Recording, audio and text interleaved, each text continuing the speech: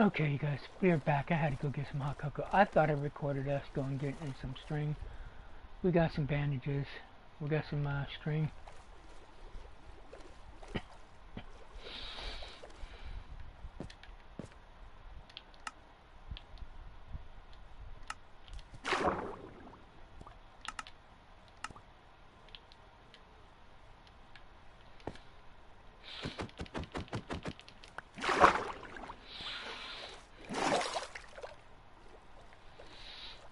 We need some.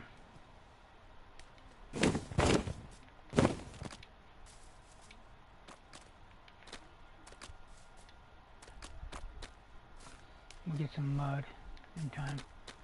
We need to get.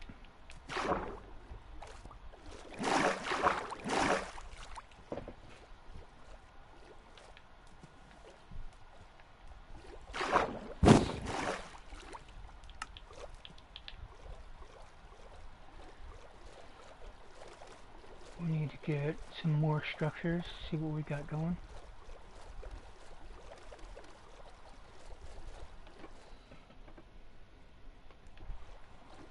Naboo ambience music.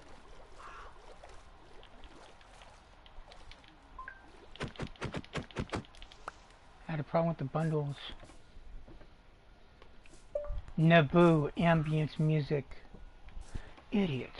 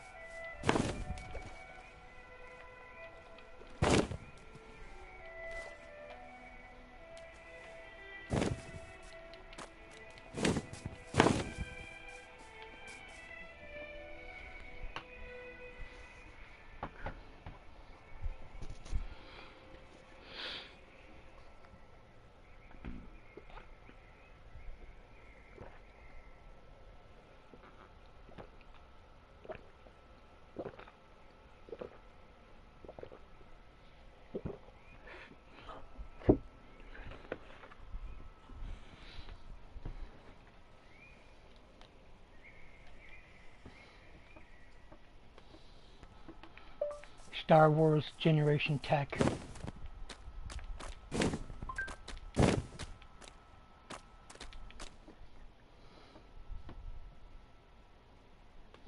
Beautiful people. Beautiful people.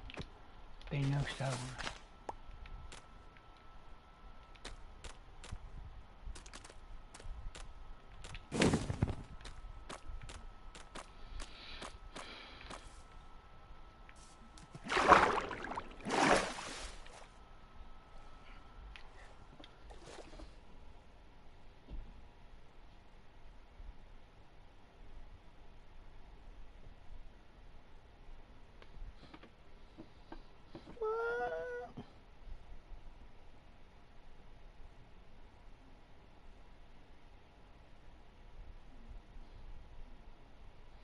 Oh.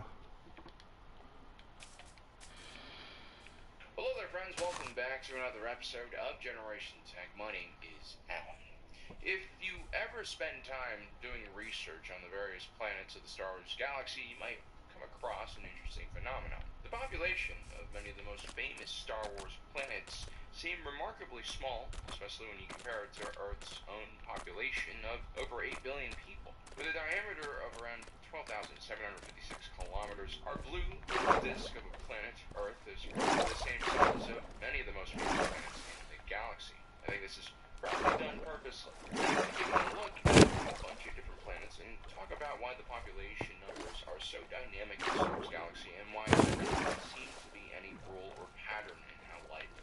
the galaxy.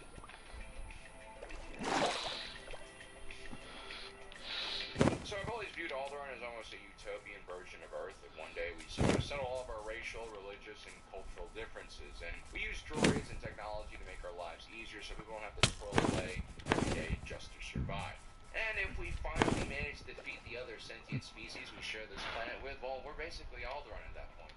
A place where food, water, and shelter seem not only plentiful, but basically not something people worry about anymore. As a matter of fact, everyone seems to be planet. A testament to the rulers of Alderaan and the leadership of the world, maintaining Alderaan's peaceful and idyllic landscapes and natural beauty while still boasting a robust and advanced economy. Summer break is almost here. It's time to get your gaming back on. For me, there's nothing better than having a deep, well-designed game on a mobile phone that I can flip to whenever I want. And right now, the game I can't compare. Your tanks, healers, DPS, and crowd control style warriors until you have a combination that really works. For instance, take the Barbarian Fast, and they have heroes that are primarily focused on brute strength and power. Their heroes provide some of the best damage stats in the game. They also are quite flexible as a faction, and many of their characters can also be used as support role as well. I started out playing Raid by choosing characters that I like aesthetically, or just based on personal preferences of what characters I use. The speed of gameplay and the sheer amount of options for upgrading along with the allowed me to test new character classes and warrior builds all the time, and I have to say, this really got me hooked. Raid has provided me with a lot of freebies to give you guys, so check out the description down below and click on that link. You'll get a huge starter pack with an ultimate Gallic hero from the Orcs faction. You'll also get another starter pack after You don't give a shit about this. Shut up. Our planet. We actually successfully, peacefully adapt to AI. That's the good version of the timeline that I don't know, still possible, I guess. And in that future, AI workforces can remove humans from mundane and difficult environments of work, and we as humans can also focus on more meaningful professions or just improving ourselves. Imagine if voters actually understood the situation in the country, really applied themselves when it came to learning about government policy and the positions of all these various candidates. I mean, we should have debates everywhere about political and economic reform because our country clearly needs it. But instead, we're having these like embarrassingly stupid conversations about like culture war issues that I thought wasn't even the government's responsibility in the first place. Like, what is going on? What if parents could focus more on raising their children rather than working meaningless 9-to-5 jobs? That would make our future generation probably better prepared for life, more resilient. And this is what Alderaan future generation probably better prepared for life, more resilient. 5 jobs. That would make our future generation probably better prepared for life, more resilient. And this is what Alderaan represents: utopia, or at least as close to utopia as you can get without killing everyone. And it's one of the founding planets of the Galactic Republic, and considered one of the planets that really got it right throughout history. After disastrous periods of war and devastation during the Old Republic, due to Jedi and Sith conflicts, Alderaan emphasized the development of human capital, nurturing a Stupid culture white of cunts need their throats slit. and appreciation of the arts. You would think that such a planet would have a much larger population than Earth, thanks to stability and wealth, but perhaps they don't mind the truth about Alderaan. Even though Alderaanians are known for their kindness, right? They accept a lot of refugees and migrants on their planet from war-torn planets. There's still substantial amount of Alderaanians who kind of have this not-in-my-backyard mentality to galactic politics. Because there's nothing really great or wonderful about living on an overpopulated planet. You still have to control your borders to a certain extent. Now, so Alderaan's population is probably going to be pretty stable. You're probably not going to have extremely high birth rates, as you see in most advanced planets or countries, and at the same time, you're not going to see any decrease because there's not that much instability. But Alderaan, how Alderaan grows is really through expansion and migration off of the planet. If you take a look at Alderaan's role in the galaxy, I always call it the heart of the galaxy, because culturally speaking, Alderaanian culture is probably the most widely dispersed. For instance, Alderaan, I love Alderaan. Alderaanian-inspired designs. Pisses me off they blew that fucking planet up. Pisses me off. But that depends on what story you go by. I don't want to go by either cuisine or music, literature. And so when Alderaan George Lucas's version. the Alderaanian people had already kind of spread out amongst the stars of their culture. And so, to a certain extent, the Alderaanians were impossible to kill.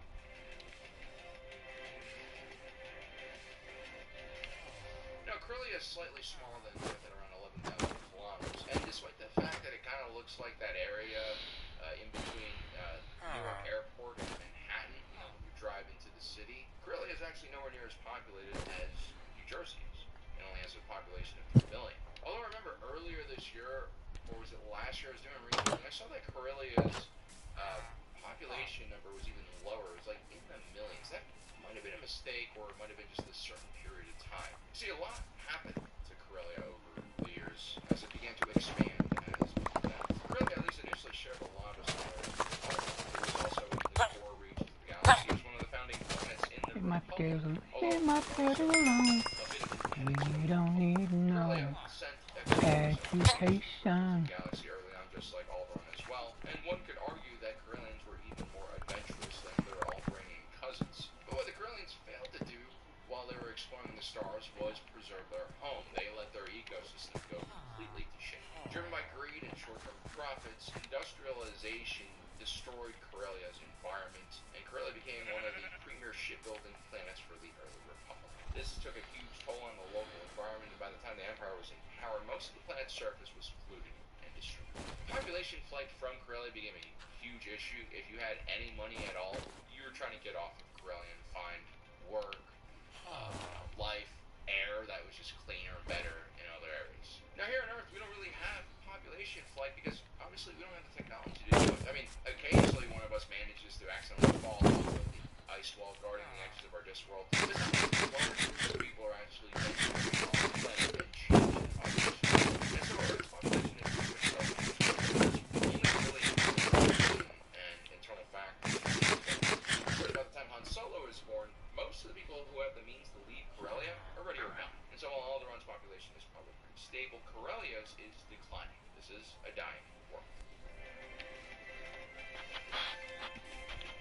And the third planet I want to talk about is found in the mid-rim. Around 1 billion. There's also a sizable indigenous Gungan population that was discovered after the blockade of Naboo. It's estimated that there are close to 3 billion Gungans living beneath the planet's oceans, bringing the planet's population to more than 4 billion. If you take a look at the blockade map, you'll see that it is, segmented into rings. And the further out you get, the more sparsely populated, the later these areas were settled. And in many ways, these rings kind of tell the history of the Republic. It's like how, instead of a tree trunk tells the history of a tree. You have the core.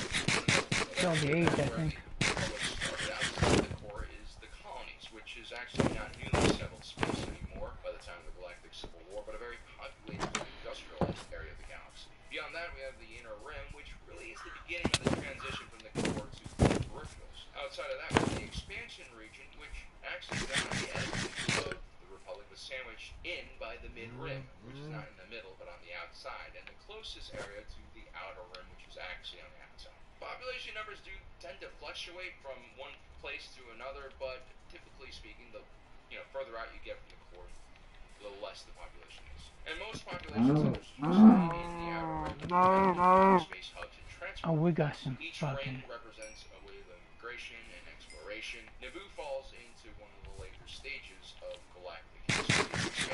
The planet was discovered around 4,000 Y by the Grissom. We got ourselves some and what started out as a private hunting reserve eventually bundles. became a permanent human settlement.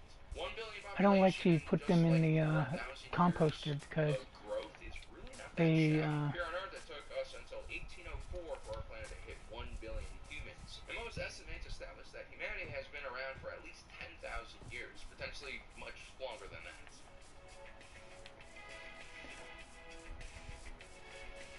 So we've seen multiple planets that are all the same size as Earth, but all of these planets have a much lower population. Trandrilla, the home planet of Mon Mothma, is also Earth-like in its size, but it only has a population of 1.2 billion people. So we've established that one of the main reasons why population numbers fluctuate so much in stars is because you do have the ability to leave your planet. I don't like to put them in the composter even though it gives you a lot of bone meal. And that is how we tend to view migration in the U.S. Country, but there are also migration patterns even in our own world. For instance, take a look at a country like China. In previous videos, we talked about China's historically isolationist tendencies that cause a lot of problems. I'll have to use these meats as, if they spoil and put them in the composter so I get more, what do you call that shit? Bone meal. There's ever really any need to look outside. It's an arrogant view, but it's honestly a view that's also shared by Americans, right? In a lot of ways. Like, we're also a massive country. We have plenty of resources. We really don't need to depend on other countries, or at least that's what some people in this country think. So why does China have such a huge population? Well, this is actually caused by a few different phenomena. You know, while the Europeans had their wars and violence in the last few hundred years, China more or less exited its warring period thousands of years ago and consolidated in its current form. Sure, there were rebellions, dynasties falling, but unification happened a long time ago for the Chinese. And the Chinese Communist Party, in all honesty, is the most modern iteration in the Chinese dynastic system. It has a lot of similarities to previous dynasties. Two, if you take a look at China, it's the only country in the world that has two major rivers running in it from east to west. If you take a look at all the other great rivers in the world, the Amazon, the Rhine, the Ganges, the Mississippi, and Colorado, they all run north and south. China's Yangtze and Yellow River both run east to west, and that is kind of rare. And since China is a pretty wide country from a geological standpoint, and because agrarian societies grow up near rivers, this east to west flow of the river accommodates huge amounts of population, much more than if they were flowing north to south. There's also a theory that agrarian societies that farm rice are more collaborative. This is because when you grow rice, you actually have to flood the fields with massive being submerged in water, but you know what doesn't survive? Oh, this is interesting. A lot of different types of pests that might hurt rice. So flooding your fields actually preserves the rice and increases yields. Now, before you flood the field, you actually have to plant your rice first in soil, let it, wait a few weeks so that it can actually, hold itself while it's underwater. And because most rice farmers share water sources with other farmers and have fields that are connected together, if one farmer prematurely floods their fields, it can destroy everyone else's crops. Therefore, rice farmers have to always work together in order to make sure that everyone is ready to plant. This organization happened out of necessity, and I think because all of these farmers were just having these conversations every year and just forced to somehow figure out ways to compromise and deal with each other, you have a much more harmonious society, or at least in some ways it's more harmonious. In China, there's actually this joke about people in the South always getting along with each other very well and working hard and growing all of the food for the nation and not having any ambition to rule, whereas the Northerners, who aren't collective rice farmers, are more aggressive culturally and always attempting to rule the rest of China with their annoying accents and their large faces.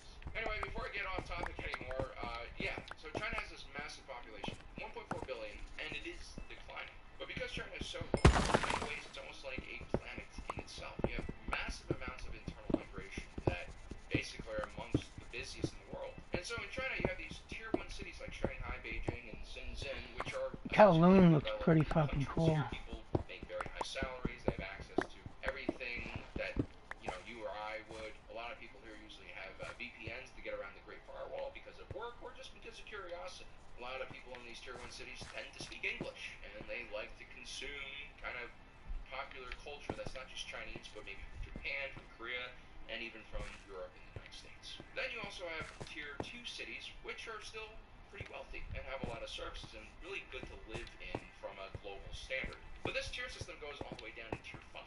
And you also have rural areas where people are living in pretty impoverished conditions. China has eliminated the extreme poverty, which is like under $1 a day, but a good percentage of the country, I think it's like 400 million, more than the United States, still live below around $5 a day, which is still very impoverished, and it's difficult to live like this. So China is desperately trying to lift up these people from these 5th and 4th tier cities, basically by bringing them to the higher tier cities. But this isn't really like moving internally in the country like in the United States. This move is more of a cultural shock than anything else. When you go from tier 5 to tier 1, you could be going from no running water unless you do the western style toilets and some of the most futuristic looking cities in the world. In America, inequality is characterized by how much power and freedom the super rich have. In China, inequality is still characterized by those businesses. And again, I don't mean US style poverty, I mean under $5 a day. I mean, it's just $165 as far as your sound. It's unlivable in China, where cost of food is very cheap. Now, up until recently, Chinese people had something known as a hukou. Basically, you are registered to work and live in one city. You actually can't go to another city and work without a hukou for that specific city. This might seem like an alien concept for Americans, but it's actually quite common in some European countries, but mostly in Asian countries where the population is pretty large and control of population movement is pretty important for the government, so that resources can be properly distributed to areas of the country. And so cities like Shanghai used to have millions of undocumented Chinese workers living there illegally without access to school, healthcare, and everything else. The hukou was eliminated just a few years ago in an attempt to increase kind of legal migration. You fucking idiot. Migrant workers to God actually damn you, puto. start a family God or damn buy you, housing. puto. The end result is that while tons of people are moving to tier 1s and tier 2s, China's economic prospects are dimming as their manufacturing sector slows down because of an aging workforce and also increasing wages, along with honestly not enough markets for them to export to. And so China's rush to get rich and lift all these people out of poverty, it might not happen before they get old. And if they do get old, well, it's going to be pretty bad. There's also the other effect of this migration trend where tier 4 and tier 5 cities, rural areas are becoming abandoned. There are already tons of half-complete real estate projects all over the country, even in tier 1 and tier 2 cities. 598. Tons of these things. It's crazy. And now there's also an increasing danger of rural areas becoming completely depopulated. From 2000 to 2020, the rural population in China decreased by 300 million, or 1 United States. 574. Now, in the Star Wars galaxy, there also are like tier 1 cities or tier 1 planets, right? Places where everyone wants to go to. Tier 1 planets like Alderaan, which are pretty exclusive and probably have limited space. You also have worlds that specialize in ship design, like Kauai. That might be a good place to go if you're interested in industry. But really, there's only one universally recognized tier 1 planet, and that is Coruscant. Coruscant is where the Republic is. It's also where the economic center of the galaxy is. All the trade routes eventually lead to Coruscant. The population of this planet is not just in the billions, it's estimated to be in the trillions. But we've actually done some of our own speculation, and I think it's actually in the tens of trillions. You see, Coruscant isn't just a planet-wide city, it's a planet-wide city that runs miles deep, with thousands of levels. And in truth, in the lower levels, the authorities have lost Negative count 598, negative 574. Coruscant remains a beacon of hope for people all across the galaxy, escaping poverty, war, boredom. It's a place artists go to get their works. You It's idiots, where get over businessmen here. try out their schemes and raise funds. Every moisture farmer and scavenger from Tatooine to Jakku dreams of seeing the city planet at least once in their lives. And therefore, this planet is a constant drain to all the other planets in the galaxy. Because when things aren't going well on Naboo, Alderaan, and Corellia, you can only go.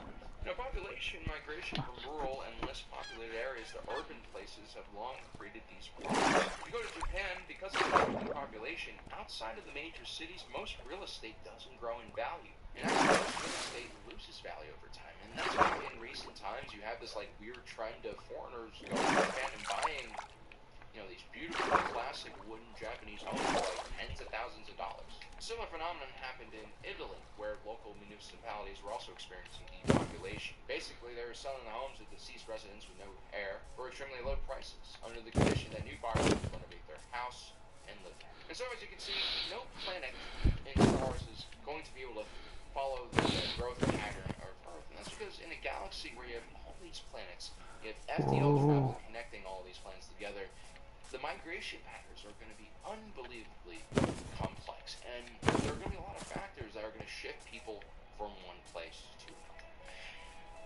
And that's because, for sentient beings, for not just humans, but for any species, it's always been the organisms that have been able to lift themselves up and move away from danger or move towards, better prospects. It's those organisms, the ones who immigrate, that ultimately help the species survive.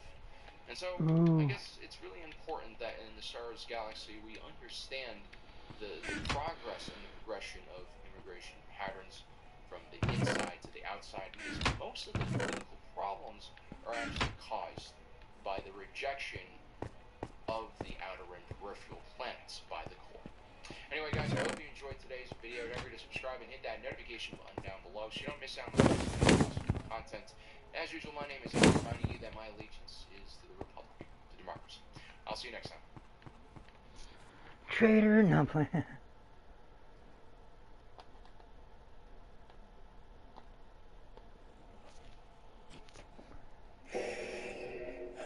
This is the world's most realistic lightsaber. It's patented by Disney because they needed a real-looking lightsaber for their Disney parks. What makes it special compared to toy version is that smooth extension and that perfect glide. Inside, there's a clear cap with two translucent tapes attached to motors that unroll it from the inside, allowing the lightsaber to extend upwards. As they extend out of the hilt, the tapes bend into a concave shape to create that rigid blade. And on the tapes are a series of bright LEDs that are programmed with strobing. I bet it's hot. This is the world's most realistic lightsaber. It's patented by Disney because they Oh, we're needed gonna a do this real-looking lightsaber for their Disney parks. What makes it special compared to toy version is that smooth extension and that perfect glide. Inside, there's a clear cap with two translucent tapes attached to motors Shut that the unroll fuck it up. from the inside. Not even on there, you dumb cunts. Bunch of nigger honkies. Oh, see, his Andor is cool though. Planets, let's do. Oh.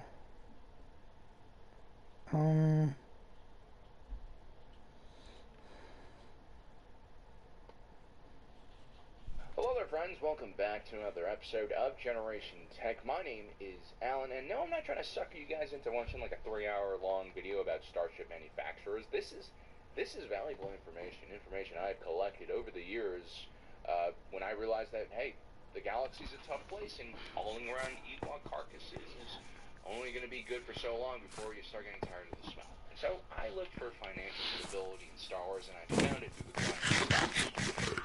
I like researching things, I like researching companies, and I like Starship. So I combined everything together, and this is kind of all of that research collected into one place. This is all the knowledge they have about good companies and bad companies, what you should watch out for, what you should try to stay away from. Well, I should be selling this in some kind of course, you know. But I'm not Goddamn bitch. Well, I'm not a huge scumbag, so enjoy this, and yeah, I'll see you at the end of this.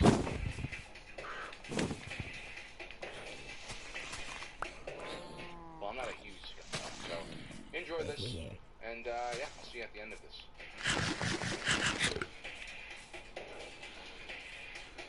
This is the story of Senior Fleet Systems, the designer and manufacturer of the iconic TIE Fighter line. Now, most people are TIE Fighters. massive corporation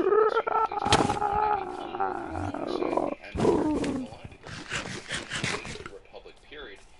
Senior Technologies, as it was known during that period of time, was a middle-sized starship manufacturing company which had been struggling in the last few centuries and was very much on a downward trajectory. Now, during the Old Republic era, they had been quite a formidable shipbuilding firm. They were responsible for the dreaded Interdictor-class cruiser more than 4,000 years earlier. In the years leading up to the Clone Wars, Senior Technologies was struggling. 598, 574. Using mundane landing craft and shuttles, stuff that just didn't excite shareholders at the quarterly financial reports. Importantly, these were very low-margin platforms that didn't do much to build the brand. If you wanted excitement at the time in the starship manufacturing industry, head over to Slane Corporal and their vertically integrated fuselages, or the newcomer in town Incom Corporation. Formerly known for repulsor lifts, they had now created a true classic in their first outing with the Z-95 Headhunter. Senior Technologies suffered from two things. One, it was truly an ancient corporation, as old as Quat Systems Engineering almost. And so there was just a general lack of innovation and conservatism in the culture that prevented them from keeping up with their competitors. And two, instead of being professionally managed, this was a company that was not only owned by a family, it was also run by a family. Corporate nepotism at its worst. Shit, oh, don't fucking tell me, okay. Being born into a rich family doesn't necessarily prepare you for running an intergalactic corporation like this one. And so centuries of missed opportunities, lack of innovation, just backwards thinking because of corporate nepotism meant that Senior Technologies only existed because of the massive power and wealth it had acquired during the Old Republic period. And now those last bits of resources and capital were bleeding out onto the dirt creek floors of their factories. There was really no future for this company at all. Now, in all fairness, the last 1,000 years or so have been rough for the entire starship manufacturing industry. limitations and sometimes outright bans on the construction of new capital ships, and the demilitarization of the republics severely hurt companies like Santhan Senior Technologies, and so when the Separatist crisis reached a boiling point and erupted into a massive war, while the rest of the galaxy was running around in fear and confusion, Santhan Senior saw the lifeline that they desperately needed to basically pull themselves out of this hole and survive. But they ended up kind of messing up the entire situation, as we'll explain later on in this video. What's even stranger is despite their mishaps during the Clone Wars, just a few years later, the I see the company would future. I see rebrand people itself as Senior waving Fleet at me when I Systems, look at the map, and it would win looking the at Imperial Navy's over lucrative here, multi-purpose Nikki. starfighter contract, and suddenly it became one of the largest shipbuilders not only in the galaxy, but probably in galactic history. It's clear in retrospect that Senior Fleet Systems benefited more than any other firm from the rise of the Empire. But I guess the question I have for you guys today, and hopefully you'll have an answer for this by the end of the video, is what did the Empire get from Senior Fleet Systems? A reliable line of fighters, an engineering marvel, or perhaps just one of the grossest examples of Imperial cronyism and corruption?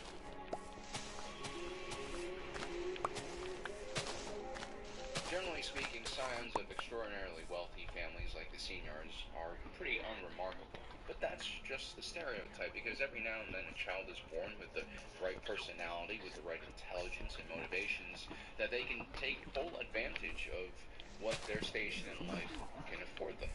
Born in 60 BBY to Naro Senior, Chief Executive Officer of the engineering firm known as Santhan Senior Technologies, he would attend Rigovian Technical University, one of the finest engineering schools in the Old Republic. It was here that he developed an interest over failed engineering experiments after an assassin droid developed by one of his classmates murdered her. He wasn't necessarily affected by the death of one of his classmates, instead he was fascinated by the failures of her design. He would gather the droid and start a private collection of technological failures, arising perhaps to the danger of one's own hubris, and that the exhilarance of discovery should always be tempered by due diligence and the proper safety measures. This is a pretty profound thing for a young man to do. Wraith Senior was a very eccentric individual, but he also understood his own strengths at a very young age, and he also learned how to temper those strengths, which is, I think, a very rare kind of quality for a young person to have. In a lot of ways, this foreshadowed the brilliant but also meticulous engineer that he would one day become. When Wraith Senior graduated from university, instead of following in the footsteps of his father, he journeyed out into the world and sought to make a living on his own. He would start a scouting firm that mapped out and explored the hyperspace lanes, a job that was usually done by Jedi explorers and other types of wild men who loved exploration. The unknown region was perhaps one of the more dangerous areas that a young surveyor like him could travel to, and it was here that Wraith Senior would become independently wealthy from selling survey information he had collected over the years. Once he returned to the family instead of taking a cushy job, Wraith decided to once again go out on his own terms, using fake identities this time to work with competing starship manufacturing firms, including Brilliant Engineering Corporation, Factoid Armor Workshop, Income Corporation, and the True Generation. He also had an extended stay with the Shi'Char. This was an insectoid race that actually worshipped manufacturing custom starships. The Shi'Char would go on to found Har-Chal Engineering. In those few years, Wraith Senior basically picked up insider knowledge and industry secrets from all of the major starship manufacturers in the galaxy, something that would take a normal individual probably decades to do. Some might call it industrial espionage, but once again, Wraith Senior wasn't profits or destroying the competition. One could say that, like the Shi'Char, he had a fanatic love for building ships. And this is really who Wraith Senior was. He wasn't after the limelight, he wasn't after his father's position in the company. The only thing he was really interested in was designing innovative and advanced starships. And so his father recognized this, and he would establish an internal workshop known as Senior Design Systems within the company. And Wraith Senior would further create the secretive Advanced Projects Laboratory, which would be responsible for making some of the most cutting-edge designs in the entire starship manufacturing industry. In a lot of ways, Wraith's operation sounds a lot like Lockheed Martin's Advanced Developmental Projects, aka Skunkworks.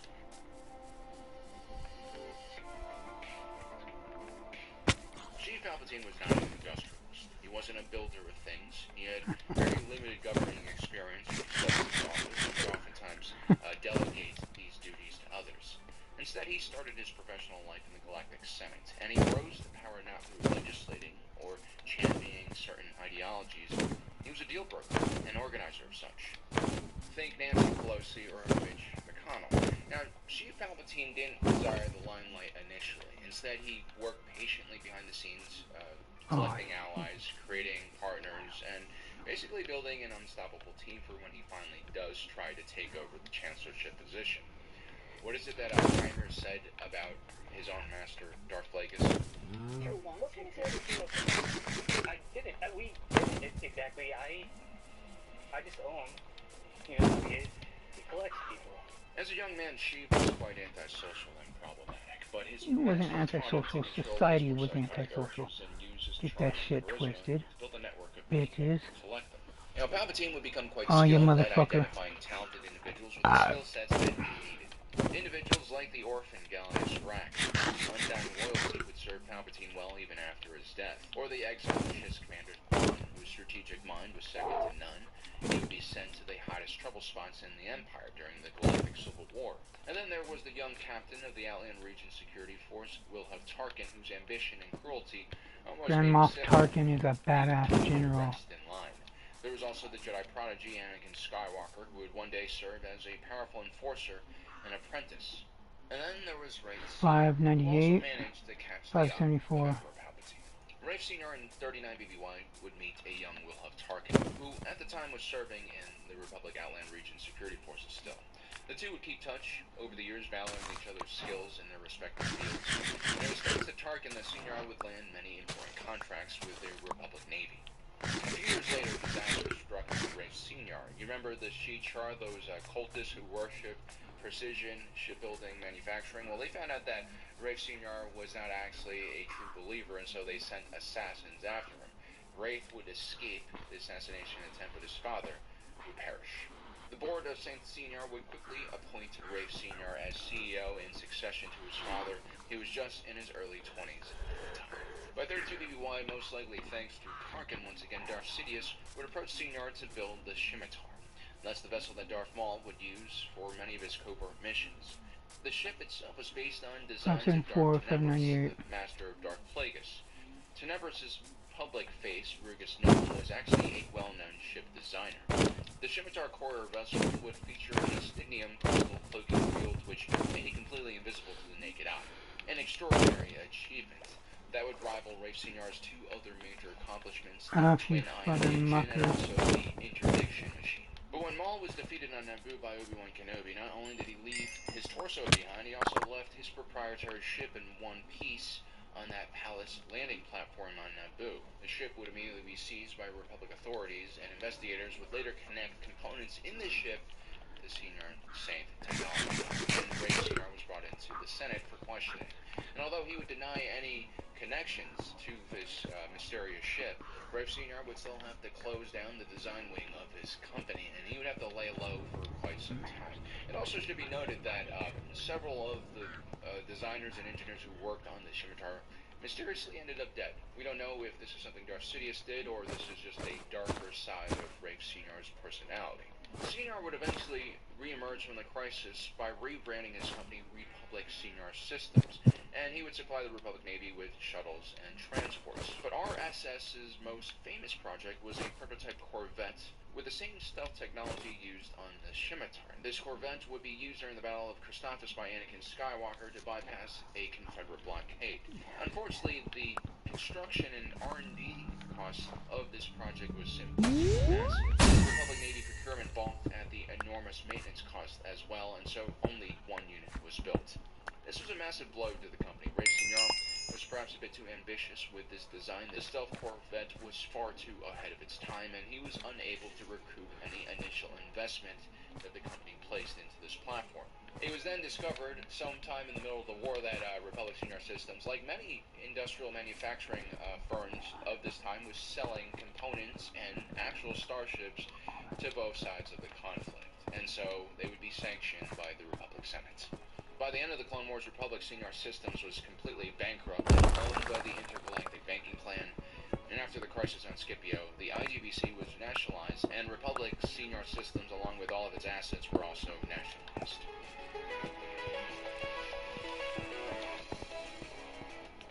You know, Palpatine had a dream. You could say that he was a big starship fiend. He liked to imagine a Star Destroyer hanging peacefully over every world-controlled stormtrooper battalion in every settlement, and an Imperial governor in charge of every system. Like his political aspirations, Palpatine's economic policies were also driven by his massive insecurities and his desire to control every little detail within his empire, to everyone's detriment. But Palpatine had inherited the Republic's extremely weak financial situation that he created himself, and even with control of the IGBC, the largest banking system in the galaxy, and the establishment of his own Federal Reserve through the Imperial Central Bank, there was only so much that monetary policies could do to help the central government raise capital. With much of the galaxy in ruins, there was plenty of growth opportunity, plenty of people who needed jobs, plenty of cities being built, but there just was no capital to do it with. Now, the printing of credits was definitely one solution, but print too many credits and you get hyperinflation, and that causes problems on its own. And so as a result, Emperor Palpatine also focused on using the existing clone army to generate wealth. And the only way you use the military to generate wealth is by seizing things, and that's exactly what he did.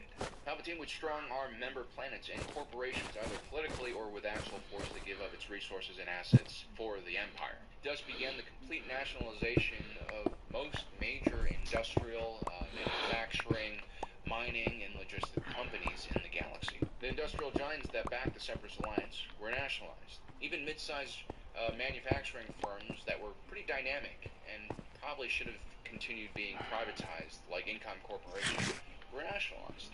There were whispers also of Imperial correctional facilities being turned into labor camps.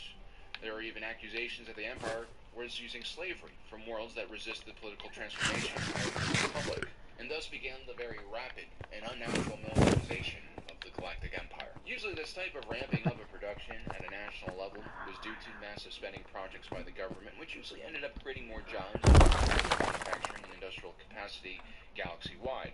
But in this case, lacking capital, Palpatine just seized corporations, consolidated them, and then seized resources and manpower, and used essentially cheap and almost free resources and manpower. It's a very Sith-like thing to do, and in the long term, it's just not great for anyone involved.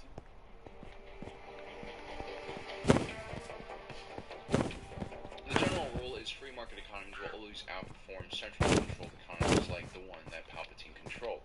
But the Imperial economy was really just focused on one thing, the development of a massive defense industry. Palpatine didn't care if everything else in the galaxy rotted and fell apart. And it's for this reason the Empire probably never could have lasted beyond 20 years anyway. The Galactic Civil War would have happened no matter what, because Palpatine's economic policies were so idiotic, destroyed the livelihoods and well-beings of so many average citizens in the galaxy, that revolution was really the only course of action that they could take. You know, radicals, criminal elements, people living on the peripherals of society will always have problems with the institutions and governments that organize society. Alone, they really can't do much, but when the middle class, when the average person who's usually not very political, finds their life completely uprooted because of the policies and decisions of the central government, that is when an authoritarian state begins losing complete control of everything. Palpatine's military-industrial complex took everything from the people, resources, wealth, even the manpower necessary to prop up other industries as basic as, food services.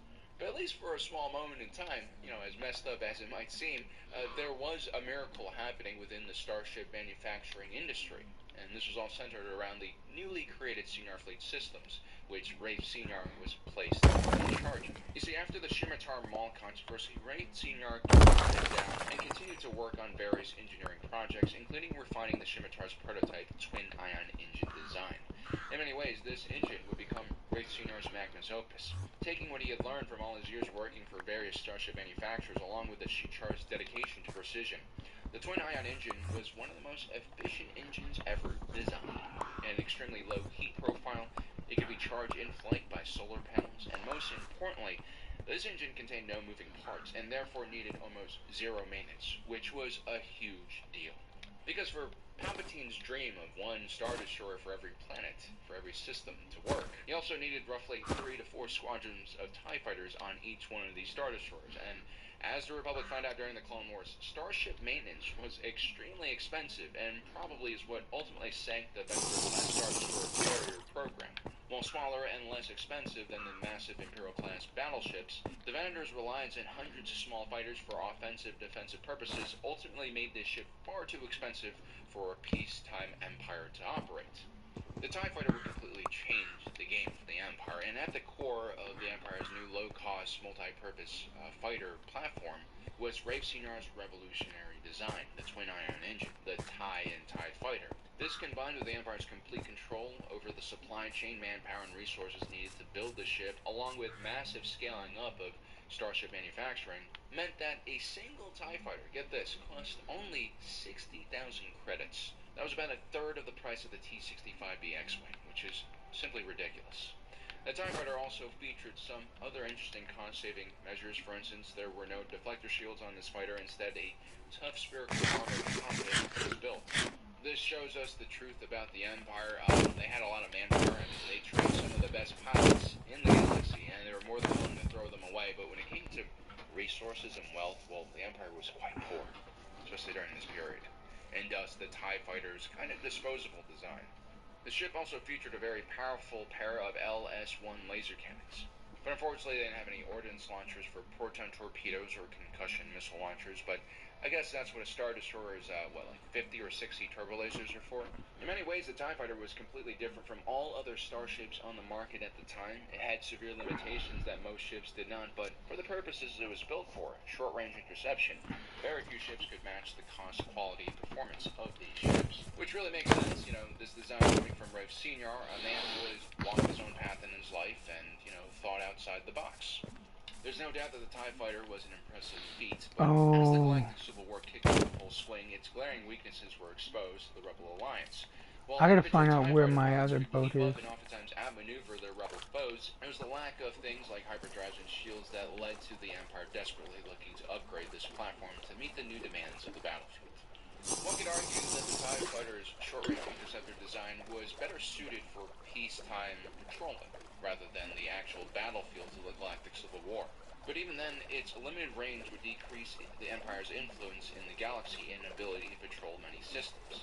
The entire situation could have been avoided had Emperor Palpatine selected an actual naval officer with experience to lead starfighter doctrine and procurement of said platforms. But Palpatine's top-down approach created a platform that, like him, was potent, but also extreme in design, exposing great strengths, but also exposing great weaknesses for his enemies to exploit. Rafe Senior was a brilliant starship designer, but he was really focused on innovation and technologies. Did he actually understand the threats that the Galactic Empire would face in its future? Did Emperor Palpatine? I guess this is what you get when you have a hierarchical power structure like the Empire, where one man's personalities and tendencies are reflected and then increased by many magnitudes through the flawed but also brilliant people they put in charge of various programs. Well, there you have it, guys. I hope you guys enjoyed today's video. Don't forget to subscribe and hit that notification button down below so you don't miss out on more awesome content. I look forward to hearing what you have to say about Senior Fleet Systems. Was this ultimately a good choice for the Empire with their multi-purpose fighter program?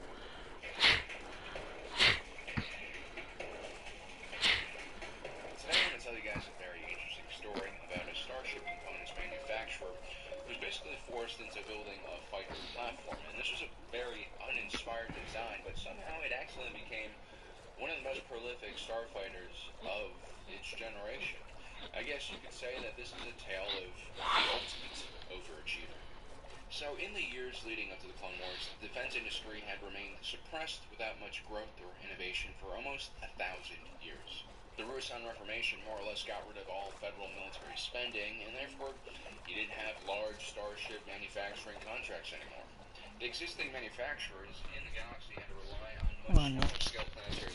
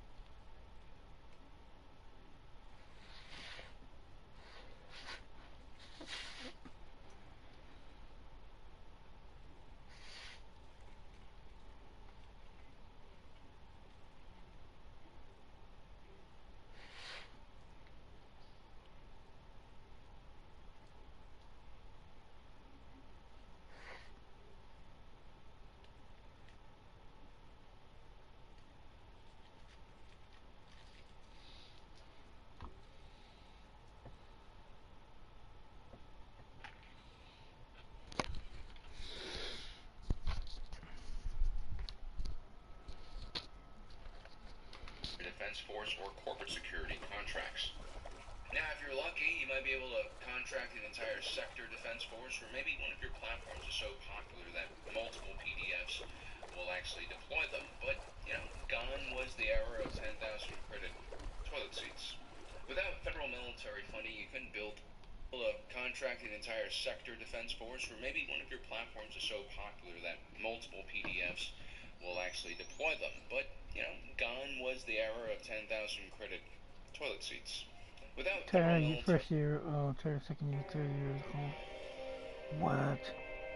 Fourth year of the clones. Oh, 4 years.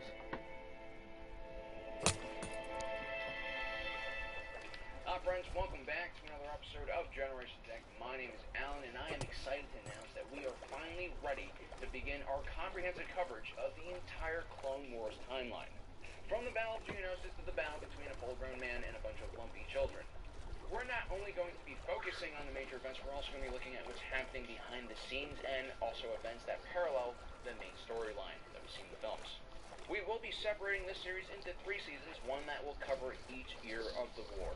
So take a second and hit that subscribe button down below so you don't miss out on all this awesome content.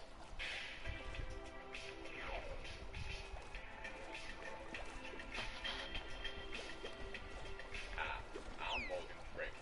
22 years before the Battle of Yavin, the galaxy hangs on the precipice of chaos and strife. Decades of Sith manipulation had weakened the institutions that had historically kept the Republic safe. The Jedi and judicials in charge of keeping the peace are spread thin across the galaxy, facing growing unrest. On the street, there are whispers of civil war, secession, and massive armies gathering in the remote outer rim of the galaxy. In the Senate, a movement grows ever larger, supporting increased executive power for the Supreme Chancellor. The vultures are circling in on the Capitol as they face the dying throes of the Ruusan Reformation and the demilitarization of the Republic. For 2 years, the Military Creation Act was stuck in limbo in the Senate, with both sides lobbying for their cause. Garm Bel Iblis, sensing the coming conflict, attempts to isolate the Corellian system from the rest of the galaxy by closing down its borders.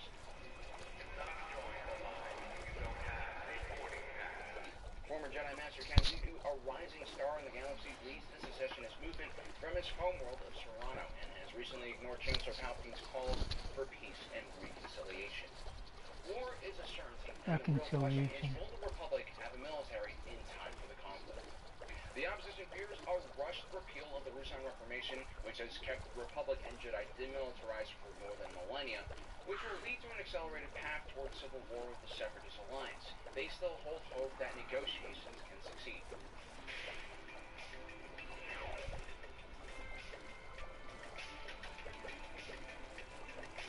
On the day of the vote, the opposition leader, Senator Padme Amidala, narrowly escapes a terrorist attack, conveniently postponing the vote. Jedi Master Obi-Wan Kenobi follows a lead and finds the source of the attack came from Nute Gunray from the Trade Federation. Are you sure you have the right coordinates?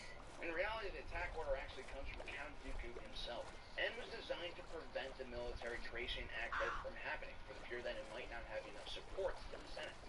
Despite all the unrest happening in the galaxy, the reality is that the Republic is bankrupt and doesn't have the resources or finances to start a new military. And it would be political suicide for senators to request for a tax raise and also at the same time draft their constituents into an army. During his investigation, Obi-Wan Kenobi also stumbles across the hidden Kamino cloning world where an entire army of clones await the command of the Republic. Magnificent, aren't they? The army was originally commissioned by Jedi Master Psycho Diaz, who unfortunately was no longer alive. This meant no one was around to explain why this army was created or who had the money to actually fund it. After Kamino, Obi-Wan Kenobi follows bounty hunter Jango Fett, the original template for all the clones, to the world of Geonosis. Beneath the planet's surface, massive foundries are working at full speed, producing ships, vehicles, combat droids, and other war material. Obi-Wan Kenobi manages to report all his findings back to the Jedi Council and Senate before he is captured by battle droids under the command of Count Dooku. I will position immediately to have his free. Well, I hope it doesn't take too long.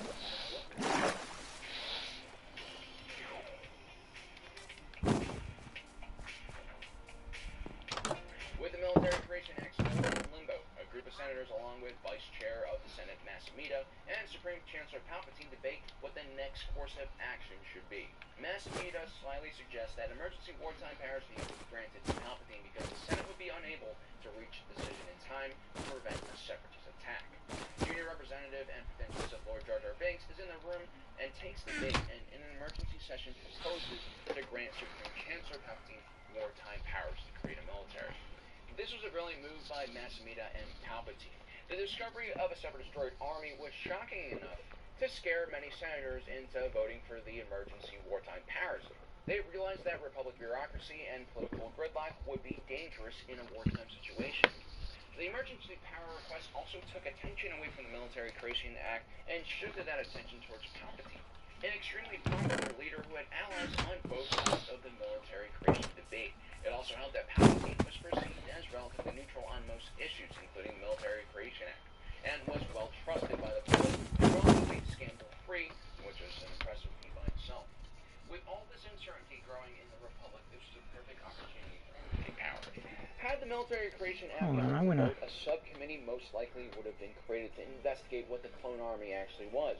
Once the shock and emotion wore off from the discovery of the droid army, the rational individuals in the Senate would have questions on who created the army and where did the money for the clones actually come from. I mean, if you actually take a step back and think about it, the clone army was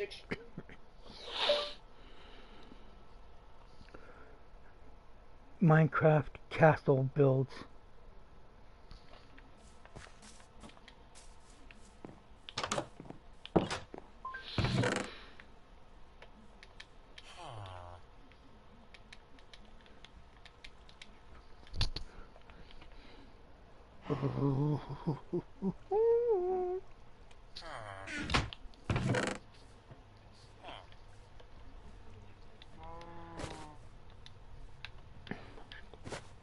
You fucking idiot. Get over there, god. I'm gonna beat you.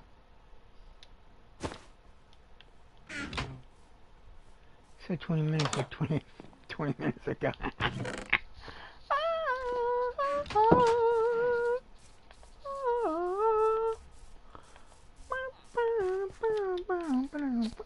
I clicked play, bitch.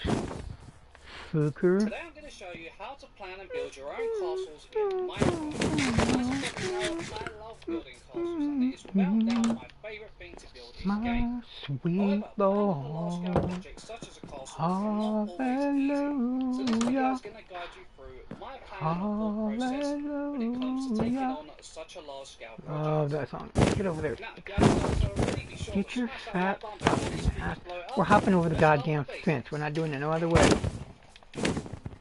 Idiots. Fat fuck. One of the most common faults I see when people start building a castle is the lack of inspiration and ideas.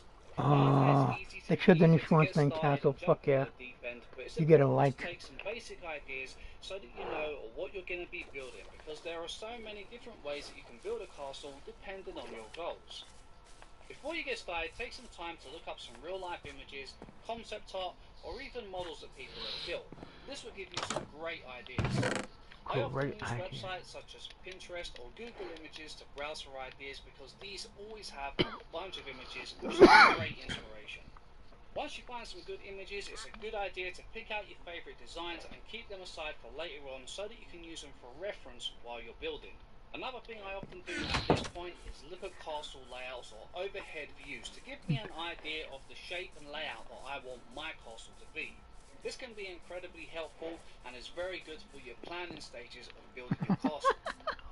At this point, it is important to remember that these are just all ideas, and it's important that you get some ideas before you start your building. You know, a castle is a very complex build and contains many buildings, so be sure to get a bunch of ideas before you jump in and start trying to just randomly build it, because it will make the process so much easier.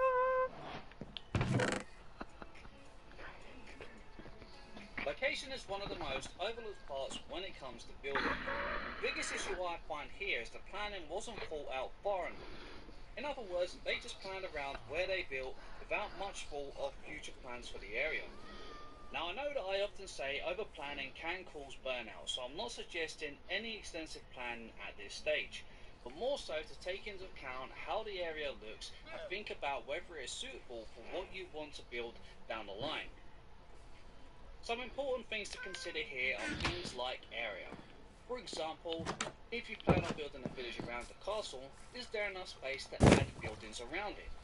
Do you have access to water? If you wanted to build a moat around the castle, you're going to need a water supply, either a river or an ocean. I bought Would a you like water to supply add a my harbour later down the line? So you're going to need access to an ocean. and please I Otherwise, don't this is just talk not going to be wrong. a possible feature if you choose to add one later on. Do you want your castle to look like it's overlooking a big village or a town? If so, you're going to have to make sure that you build up on a large hill or a mountain so that you have that extra height so the castle can overlook everything. Another important thing to consider here is a biome. There are so many different biomes and choosing the right one is very important. Some things you might want to consider here are how you want your castle to look. For example, we just spoke about the castle overlooking everything, and in this case, maybe a mountains would be the best biome for you. Or maybe on a high hill, so you would want a hill biome that's going to be suitable to overlook enough of the village. If you want your castle to be a bit more decorative and maybe more like a palace, then you need to make sure you choose the right biome, because a lot of these palaces, they have a lot of greenery. So you want to make sure you build in a biome where you've got those lush greens for that nice green grass. For instance, a plains or a flower forest. Building in somewhere like a spruce forest is just not going to have quite the same effect because of that tone of grass. So think wisely about the colours of the biome as well as the actual biome you're building in. Another good example here would be if you was building a Tuscan or Italian style build, then maybe you'd want to build it in a savanna because you get that slightly yellowy colour to the grass, which works well with things like vineyards and stuff that you would often find around those castles in those kind of areas. You know, and again, building in a different biome will give you a very different look. All in all, just pick the area wisely and make sure you have access to everything you want for your future plans. Now that we've planned out the area, it's time to actually make plans on the castle itself. But before you jump in and get carried away with some building, we need to actually make some notes and plan out what we actually want to be building. Now, as you know, castles come in all forms, shapes and sizes, and they can be very different depending on the era, the location and the place that you want to be building. So first of all, you need to plan out everything you want to be building, because some castles will contain loads of buildings inside them. Other castles are more so just one large build. You know, so there's different types of buildings, but each one will contain a bunch of rooms and many different things that you want to include. So at this point, one thing I like to do is make a list so that we can check things off as we go along to make sure that we don't miss any rooms or buildings and make sure that we include everything that we want. Now, castles can contain so many different rooms, but typically I like to include things like a throne room. I think we all know how important a throne room is in a castle. A feast hall, kitchens, barracks, armory, king and queen's bedroom, changing quarters or bathroom, courtyard, blacksmith, stables, storage area, gatehouse, servants' quarters, dungeons, prisons. I think you guys get the point here, but there are just so many different options for adding rooms to your castle. Now, if you are struggling with ideas for rooms, then go ahead and do a search. And if you've started with a medieval or Victorian or modern, whatever style castle you're doing, be sure to use that in the search terms. For example, rooms you'd find in a medieval castle. Do a search on Google and see what comes up. You will get a bunch of references with a bunch of ideas. So if you're lacking any ideas, do a search and you will definitely come across something that you can include inside yours. Now at this point we can finally start building, but before we get carried away, we want to start with just a ground floor layout. So this is going to give us an idea of the shape, the layout of the entire castle and give us something to actually work from. If you just jump in and start building parts of the castle, then likelihood is parts are not going to line up or work well together. So getting a floor plan in place, first of all, it's going to initially give you the foundations of your building and give you an idea of where parts of the castle are going to go. So first of all, start with the layout. Now typically the layout can be very different from castle to castle and what your goals are. When I'm building, I like all the parts inside my castle to be touching. So for instance, the gate would be touching the walls, and the castle itself would be touching the walls at the back, and things like buildings. So if I added a barracks, or an armory, or a blacksmith, or stables, or something like that, these will be either attached to one of the walls, one of the towers, or one of the main buildings, so that it looks like one complete building, rather than opposed to a bunch of separate buildings. Now I'm not saying that adding separate buildings is not going to work in a castle, it just depends on how you're looking at it and how you would go about it. But personally, I feel that a building for a castle, something that's going to be very grand, looks way better when everything looks like one complete building, rather than opposed of a bunch of separate buildings. Take into your own calls, your own considerations, and think about what you want to build, but make sure that you have a layout before you get started. While you're planning your layout, you also want to consider things like defences. Now, it does depend whether you want to have a defensive castle or a non-defensive castle, depending on your goals. But if you are planning to add defences, you want to make sure you include the right things and the space to put them. For example, if you wanted to add an extra gatehouse and have a bit of a bailey at the front of the castle, then you want to make sure that you make space to do so and make that into part of your floor plan. If you're planning on adding like weapons such as trebuchets and ballistas and stuff like that, then you want to make sure that you've got a place to put them. For instance, if you're adding a tower, make sure that tower is going to be large enough to support what you're putting in. If you're going to put some away that look like they're just been put in storage, then make sure you add a storage area for them to go. It's just a matter of planning these kind of things in advance, because if you want to add weapons later on and you haven't got space to do so, it's going to make it very awkward to try and include it if you're lacking on space. Once your layout is all in place, you want to start thinking about your block and colour choices, as these are going to determine the overlook of the castle. And it's important to choose the right blocks that are going to suit the area that you plan to build. A few questions to consider here are things like your castle theme. Is it going to be old, such as a medieval castle? If so, then maybe something like stone or wood are going to be the best options here, as that's what they would have traditionally been made of. Maybe you want to go with something fantasy, in which case the sky is the limit, because the colour choices you build in fantasy are endless, because there are so many possibilities for what you want to build. It just depends on your liking, so be sure to play around with the block choices in that case and find something that you are happy with. What about if you're making a desert themed build? Because at this point, a desert themed build can be very boring. It can often be just plain using sandstone and not very much colour. So one thing I like to do when it comes to something like a desert build is to try and find ways to incorporate other colours. This can be simple as adding in some little roofs with a bit of spruce, maybe use some campfires to make some little shelters, and then maybe somewhere to add some bit of plant life, get a bit of green in there, you know, add a few little bushes and stuff here and there, because those little colour changes and tones are going to make such a difference to the build. So, you know, really think about the block choices you want to be using and try and find ways to include more colours to make the build look a little bit more decorative and add a little bit more life to it. If you're building in a savannah or maybe doing something Italian or Tuscan, then bricks and terracotta are definitely going to be your friend. Maybe some spruce roofs, maybe a little bit of a mixture of colours. But again, just like with the desert builds, don't overdo too much of a single colour. Be sure to try and find other ways to break it up and get a bit of colour in there, even if it just means adding some plant life and some leaves and bushes, just to kind of make a little break in between and just make it not feel too much of the same colour.